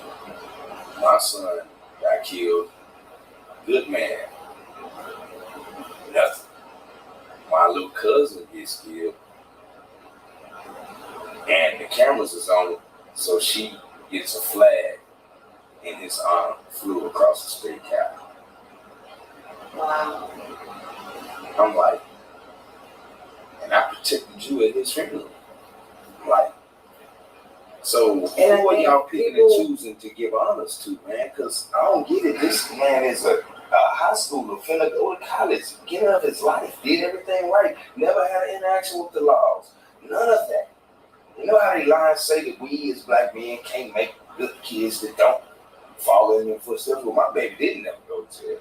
He ain't never get in trouble with the law. No problems. So that's a lie that my son showed to the world was not a truth. He proved it in his life. Y'all can't honor him. Show the rest of the kids if y'all do right. We'll honor him. His father does so much good stuff in the community. Gotta honor his family. They're deeply rooted. Let's honor this young man. And that's one thing we haven't told the viewers, and I know they're wondering about what you do in the community. We've mentioned it, but you we really haven't elaborated on it. And I think it's important they understand, because it's going to make them understand why this hurts so bad that you did not get the support. Well, if y'all look back and y'all look at Quanell X, every time you look at one of those interviews, I'm that dude that was standing next to him in the red beret in the full Black Panther uniform. I am the Supreme General of the new Black Panther Nation. Our units cover Greenspoint, and I'm also over a Southern District. And I protected Quanell X for 3.5 years while we were trying to fix up the Greenspoint community. We combined forces. He told us he was going to help. And so I protected him. I did many missions. I covered many stories. And a lot of times people saw me on the news and didn't know that was me because they were so focused on him. I've covered the funerals. I've preached the funerals. I've done the searches. I've done the after-school programs. I've done the crossing guards. I've done the patrols. I'm the foot soldier that everybody sees out in the streets doing the work. Those are the camera people that they pay attention to. But it was me on the camera too. I've seen that actually myself, a photo of you protecting Quanell X. There was no fake stuff like real bullets would come. So we were out there really doing that. And for the cameras, we were out there to really protect. But that has been my job, and that's what I was doing, fixing up my community, where I live, where I was raised, all over. And if anybody's ever had a problem, they call me, and I've helped a lot of situations. Done a lot of advocacy. A lot of it, like a lot of the, okay, well, I'll call the sheriff. Hey, man, what's going on? My brother Emmanuel, we need to know what happened. Okay, yeah, this is what happened. Okay, this is what they say, and this is what we're going to do. All right, y'all ready? Let's go do it. A lot of that. Don't go to the news and don't go to the public. People like Quanell get the credit for it. My baby was killed. This same dude that's out there making y'all think he love babies, he doing it for Maleah, and he did shit for my baby, his own nephew. And you bodyguarded him for 3 years. Or as he said, I protected the message. When it came to my son, talking about not a postcard, here go $10 towards this funeral. Here's $10, brother. We help bury your son. Here's some flowers. Here goes some money for some flowers. Let me find out who did it, why they did it. Right. You want to find justice for everything else. If he said something, this whole case would have been over quick. If he'd have told everybody, hey, that's my soldier. I want to know who. We gotta know who, because I do it for everybody else. He did it for Brittany Bowles. And she didn't ask him right. She didn't pay him, as you say, right? So you were just doing that to kind of say, oh, why didn't you do your own? I could kind of say your heart. Right. My son. Right. Your nephew, nigga. Why? Because mine was going to generate money. Mine was going to generate popularity. Mine was going to be the one you wasn't going to get clout over. So here comes my son. My son, you're the first person I call. Get to Houston. On us. So, and just so people know, you were in San Antonio and you called him and said, I'm on my way. And he said he was going to be there. Ready. And he was waiting. And you get there. Houston. He ain't answered his phone to this day. Wow. He ain't answered his phone to this day. Act like I don't even exist. Nothing. I could have went down there when they were doing all that crazy Britney stuff at the county. I knew he was going to be down there at the courthouse. Oh, yeah, the cameras were all there. Yeah. They were heckling Britney. Yeah, I knew it. And they started going off on him like they should have. Did. But they backed up. Yes, they did. They backed, oh, let's respect Quanell, y'all. Let's respect. I'm like, nah, y'all right. You walked her in there. Your ass on the wrong side, dude. Exactly. But everybody's going to see this. They're going to know it in the right time how wrong you are. You've been on the wrong side, and now is the time for you to be revealed with proof. There ain't nobody out there. If you believe this man is any kind of way good, after hearing about my son, his own, and his complete disregard of him to this day, if you think that's a leader, I don't want your ass around me. Go let him lead you. Yeah, because everybody ain't gonna come and be saved. So you want that, go for it. But that ain't no leader in our book. And with what you do as being, a Black Panther, all the people you've helped, and you did it for your community, and when you needed your community, they turned their back on you. How do you deal with that? How are you coping with that in reality? Because my daughters can't accept that. So reality, y'all have to, no matter how you feel, you have to just live in reality. And the reality is, when you ask and they don't give, you're not gonna get it. So don't sit up crying over spoiled milk. And even now we've talked, there's things you want to do at your son's grave, that you've not been able to do. Yeah, the celebration was the biggest thing. When I finally got them to, they proclamated my baby. Yeah, they gave him a day in the city. And I'll take a photo of this as well. So go ahead and hold that and tell us about this. The day we laid his headstone, was July 11th. It's also Beyonce's birthday. And so one of the council members, the white boykins, we drafted us up this proclamation for him to make every July 11th in Houston, Black Thomas Day. And we took his headstone out there and we honored him. This is what I have been asking them to give him, to show that he was a member of the city, a member of this, community forever, and that, he went out the wrong way. They don't give proclamations for when you're doing bad. But right. He had been doing great, and I was like, why are y'all not doing it? You do it for all the other people. You're gonna do it for him. This is for his family members. You're gonna bless him because he was a good citizen of this city. And all of them was ignoring me. And finally, the white boykins was like, man, F them. I'm not gonna, sit around and watch them ignoring you. He said, I'll do it for you. And there it is. He drafted it up. And even the words District D, where it says, Blake was very talented and had a soul that drew people to him just by his spirit. There was not a time in any conversations you may have had with Blake that he did not incorporate his knowledge that would help you with your daily life. He had dreams and aspirations that reached much further than he was able to obtain due to his tragic and very untimely death. On November the 5th, 2017, his life was taken, all in caps, and his family's lives have never been the same.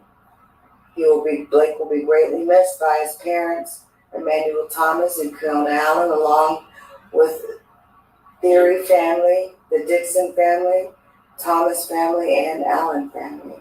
Therefore, I, Dwight A. Boykins, council member of the City of Houston, do hereby proclaim July 11, 2019, Black Thomas Day. How'd you feel when you got this? Well, everybody saw me go pick it up. See, that's another thing, Most of the time when you get these things, they make a big ceremony. Right. They call you down to the city. I mean, the city wants to argue. We got the goals. Yeah, exactly. It's better than a whole lot of their proclamations. But it's the thing, how they did Jasmine and how they do all these other people. They make this big deal for a proclamation. And they hadn't did that for my son, so I had to go get his proclamation. And I got it without all those cameras. And I went and picked it up like a normal thing. It was in an envelope in the little sleeve, and they put it down at the desk, and I just walked in there. And you got something for Emmanual Thomas? Yeah, got it. And I went and got him a frame and hooked it up. And they didn't do the big parade, but they did it. this brother did it for me. This is all I wanted. I didn't need all that parade. I wanted this for his family. Yeah. To show that the city that he lived in, loved in, will honor him. And they did that. And so, you know, we got his headstone. You know, they stole his money. And he was supposed to have a headstone and a whole lot of stuff. And they stole his money. And that's why I had to get it all back. And I got his headstone. I got those people that wasn't paid. You know, we've done every celebration. It's Jeff Day, his birthday. I've been at every court hearing, talked to every prosecutor, every private meeting. But the day they did this, July 11th, that Thursday, we were laying the headstone. I had paid Kokia to have me 80 balloons for us to do a balloon release. I was going to present the proclamation to the family that came. I invited everybody. I was going to have the balloons out there. We had our shirts. I was going to have a little food, people out there to feed everybody that came. And the church Sunrise was supposed to come out and have some good musical inspiration for us. We was going to make it an all-day party out there with them. Wow. And we got the escort. The white boys also gave us an escort, got us a two motorcycle escort. Nice. We went across the city, shut all traffic down, bringing the king his throne. Nice. And when we pulled up, nothing was there. When he died, it shut everything down. I would be up at work just staring. I'll break down. I couldn't stand that. So I don't want to do no calls because that's where we was at. But I don't want to be away from that. But I don't want to do it no more. And then I have to go fight the case. I have to be here. I got to be there. I got to be there. Or your whole life was torn upside down. Compressing, right? And when you got to either work or go to this meeting to make those that, you know, did that to your child, be accountable. It's like, I'm going to the meeting. That's it. Ain't no food in the house. So now we going to have problems at the house. All your customers leaving, man, I heard about your son, man, I thought you was come home. No, man, I just see him up here all the time. I don't know, man, I'm trying not to be staring out for days, man, but I can't think about him, dog. Can't stop thinking about the joke you made up here. Can't stop thinking about this and that.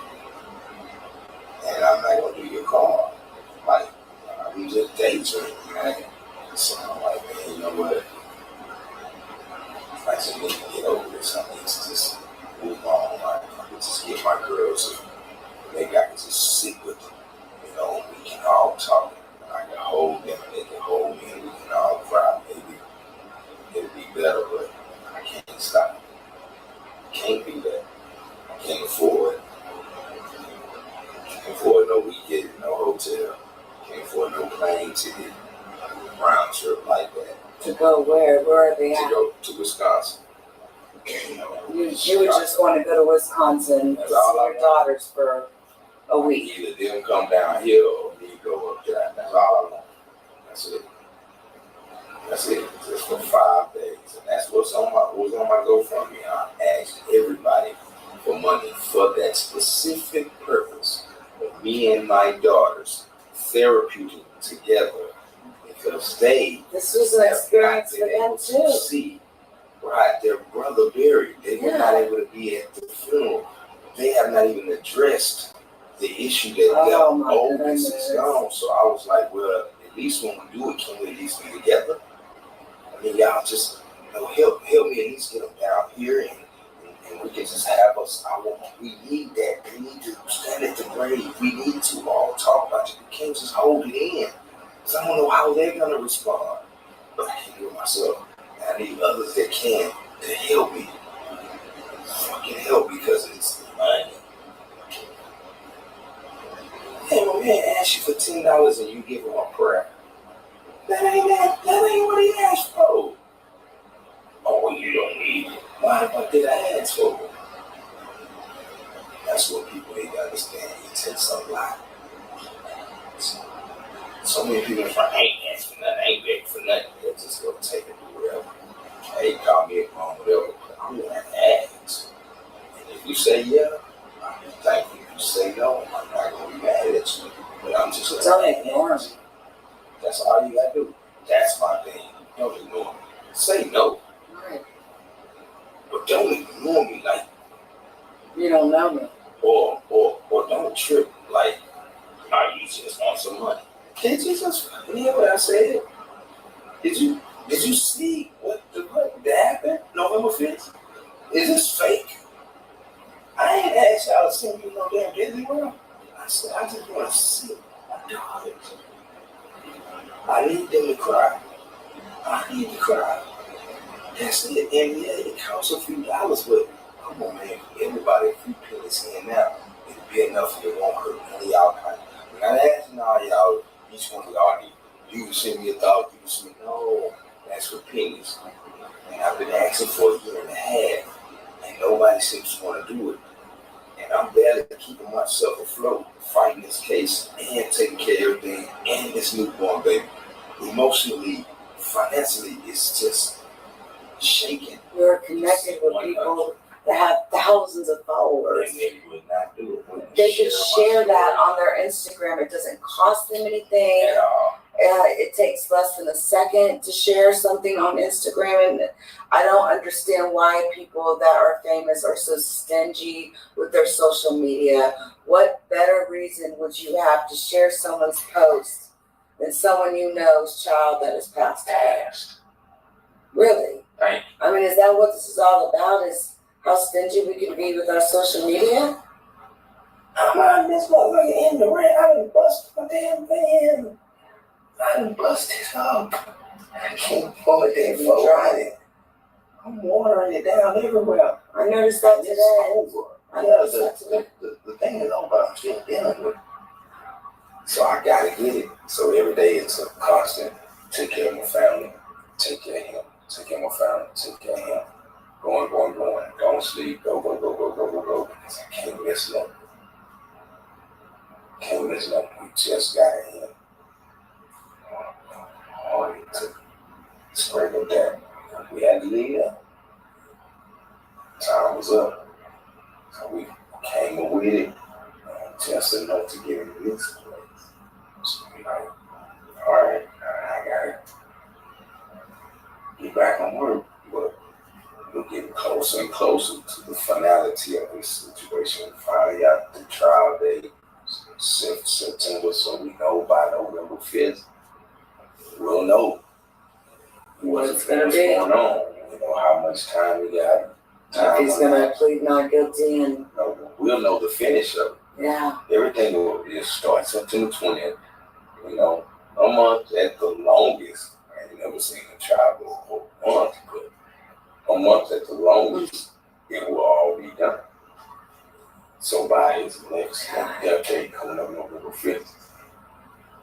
We'll know what happened with his killing. And that's when I was like, well, we're at that point now, so now I gotta get back into taking care of the family, my daughters. They're finna go back, she's finna go back to school. Well, I have not been up there to see her for the summer. I'm like, man, I just wanna go and see her before she go back to school, man. Let me just, spend a couple days up there with her, because she deserves it. She's like, man, you ain't, and I'm feeling like, alone, how am I helping somebody else? I can't even help my own. But they're here. That's the only reason I can help. It ain't like I came from New York and came to Texas to help them here. Right. She stays here. So, of course. And there were people that came from all over. They did that. But just like I would hope, well, my children, I had people that are there would help them. Because that's how it goes. So I was like, I'm helping because that's what we do. That's the right thing. But I want to say, helping, I'm like, I hurt it. Them because it's like I know my baby so looking at it like, man, that you doing all that for him. But we need you, you know, Right. just your presence. And I'm like, Exactly. well, okay. She wants to talk about her brother. She wants to really get into it without us having to, okay, Daddy, gotta leave right now. Yeah. Go back on the plane right now. It's like a rush. But if I can't even address this, I can't even do this because finances hurt. But I can do so much work for everybody else. I'm like, I gotta stop. Like, I have a new baby.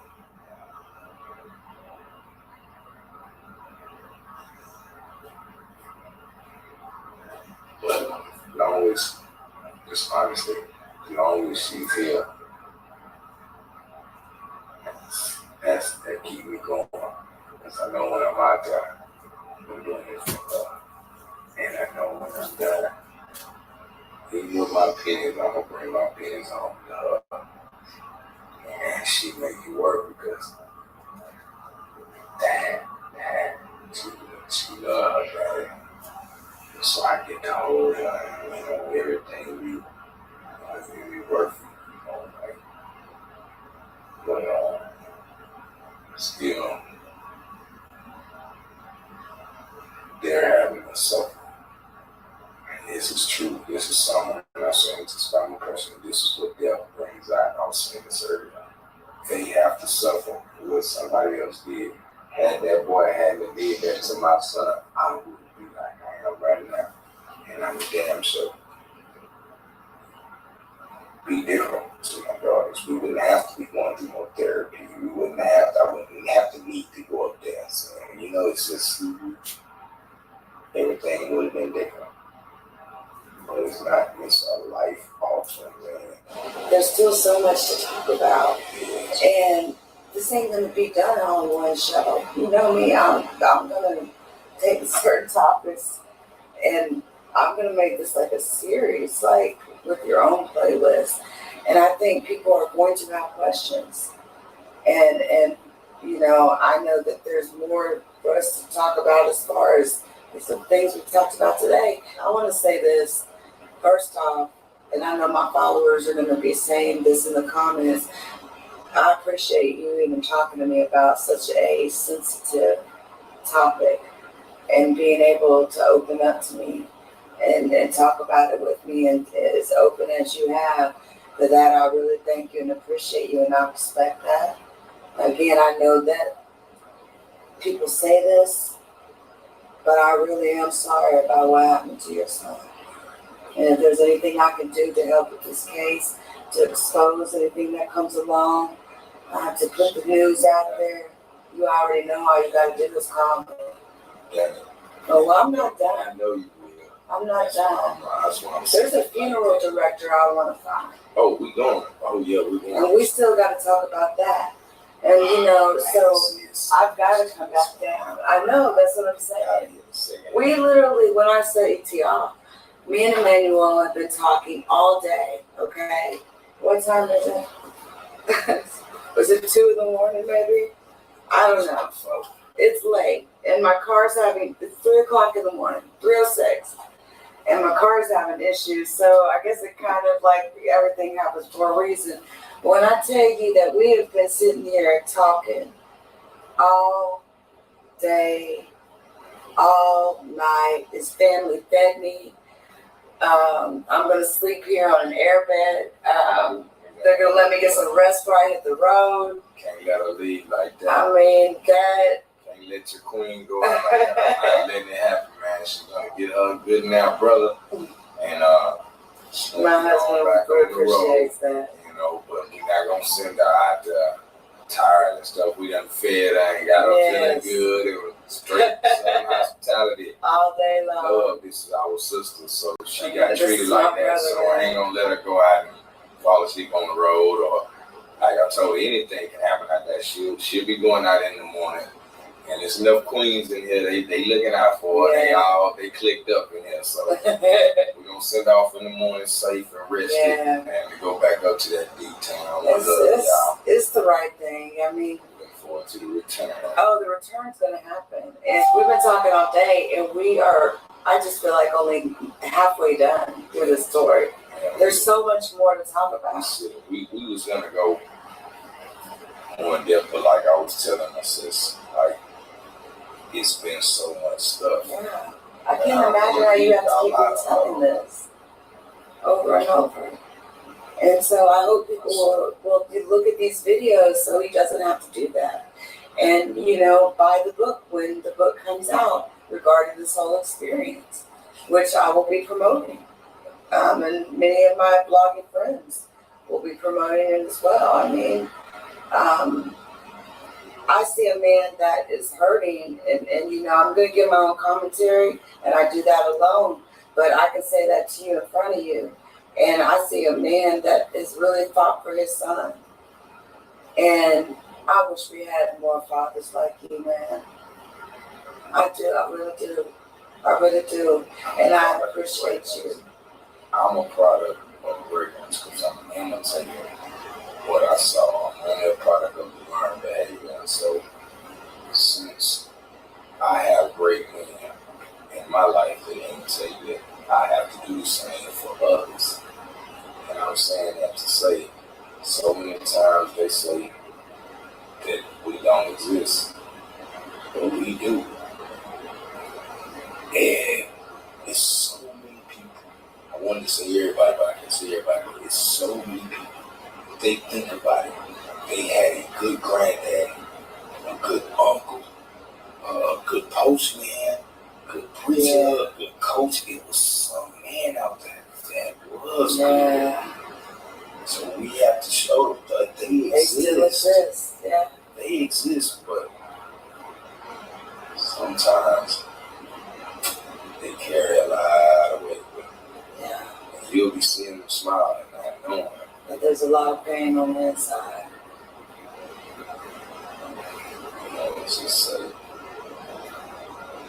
and really, in truth, I've been pushing this to its completion.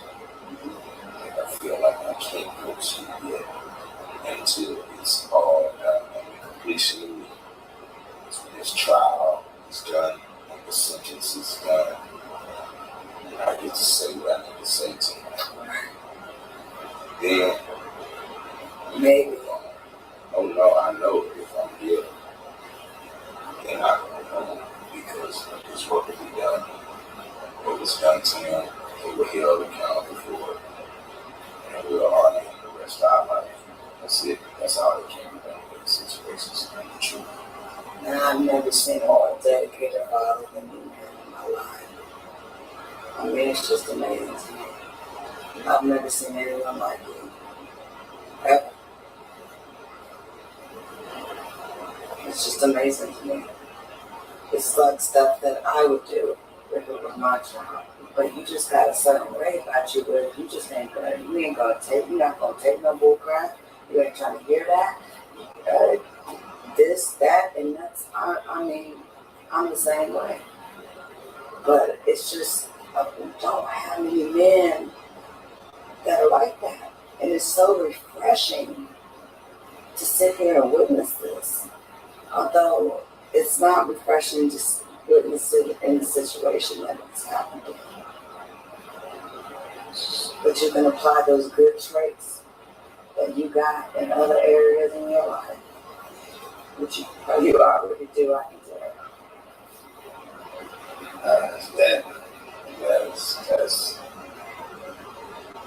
That's area that was like real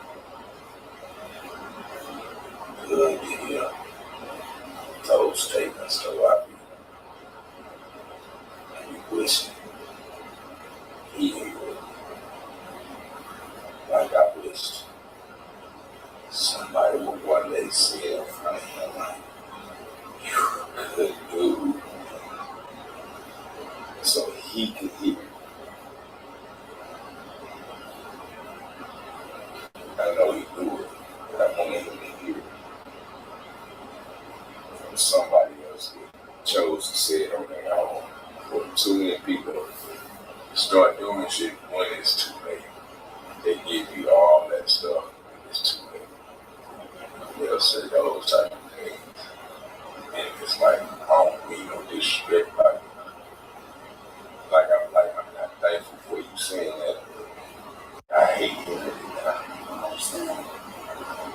because, like I told you, the one I did it all for, you don't get to fucking sleep. Oh, who's seeing this video? I don't know. That's what I'm talking about, my baby. I really never get to see it. That's reality. Like, I wish you would have heard somebody and seen it. Like, I have heard it so much now. And when I wanted to hear it, I ain't been no different.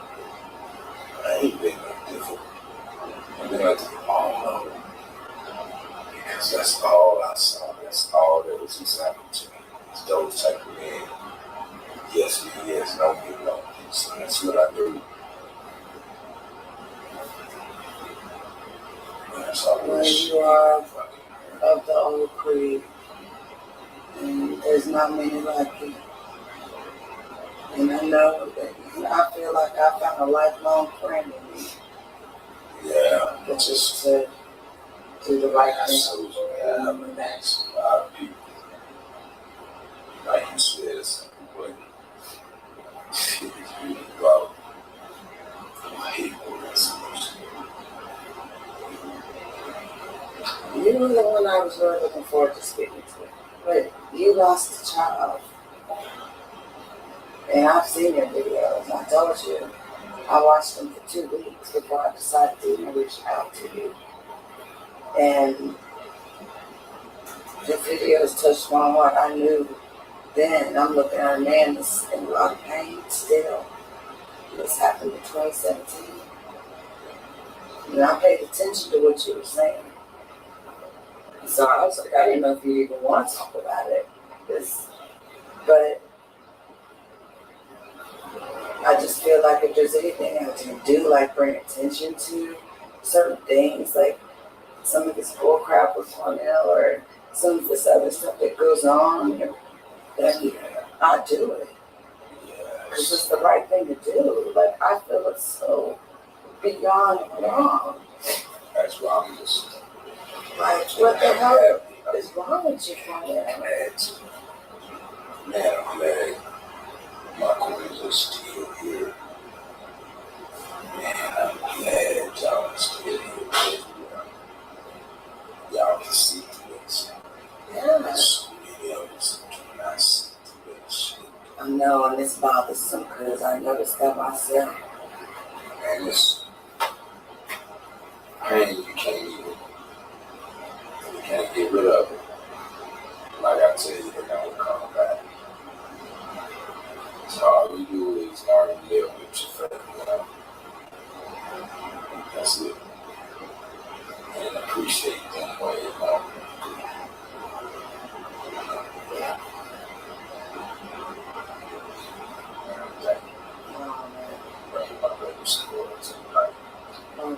There's so many people that I'm seeing out big, so many people talk about him.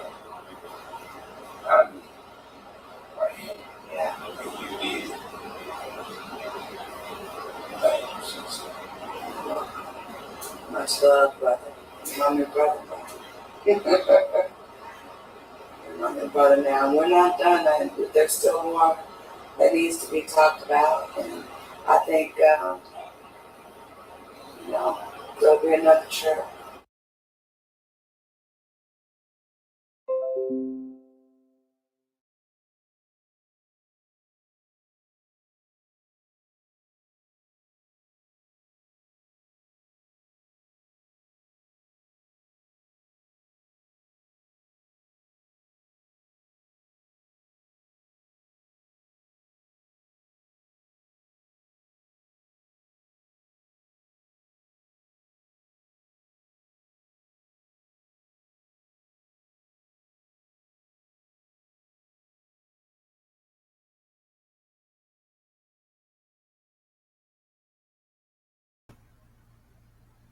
All right, guys. Well, there it is. that was the interview with Emmanuel. That was part one. That was just, the portion where I only wanted to focus on his son, Blake. It was all about Blake. Tomorrow, the video I'll be premiering will have a lot of information about Quanell X, the search for Maleah Davis, in which Emmanuel was involved in. And I just want to say that this by far was the most heart-wrenching interview that I've ever done. And I've done several. I cried. I was exhausted because I was tired. And then I cried some more. We had to take a couple breaks here and there. It was tough. But I want to say, as powerful as that interview was, I thought it important to make sure, to bring that story to you guys.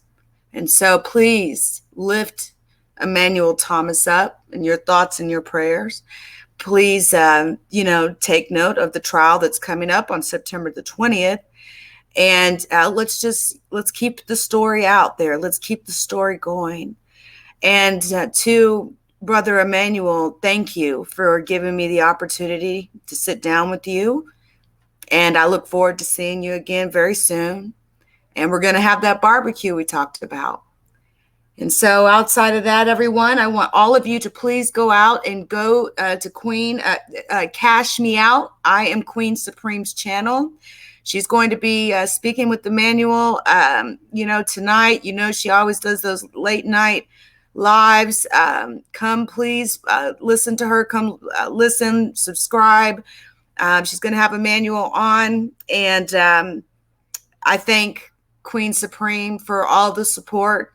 Much love, baby. Much love. So anyway, guys, that's it. I'm going to go ahead and end this live for now. And I'll see you guys tomorrow for part 2. Have a good one.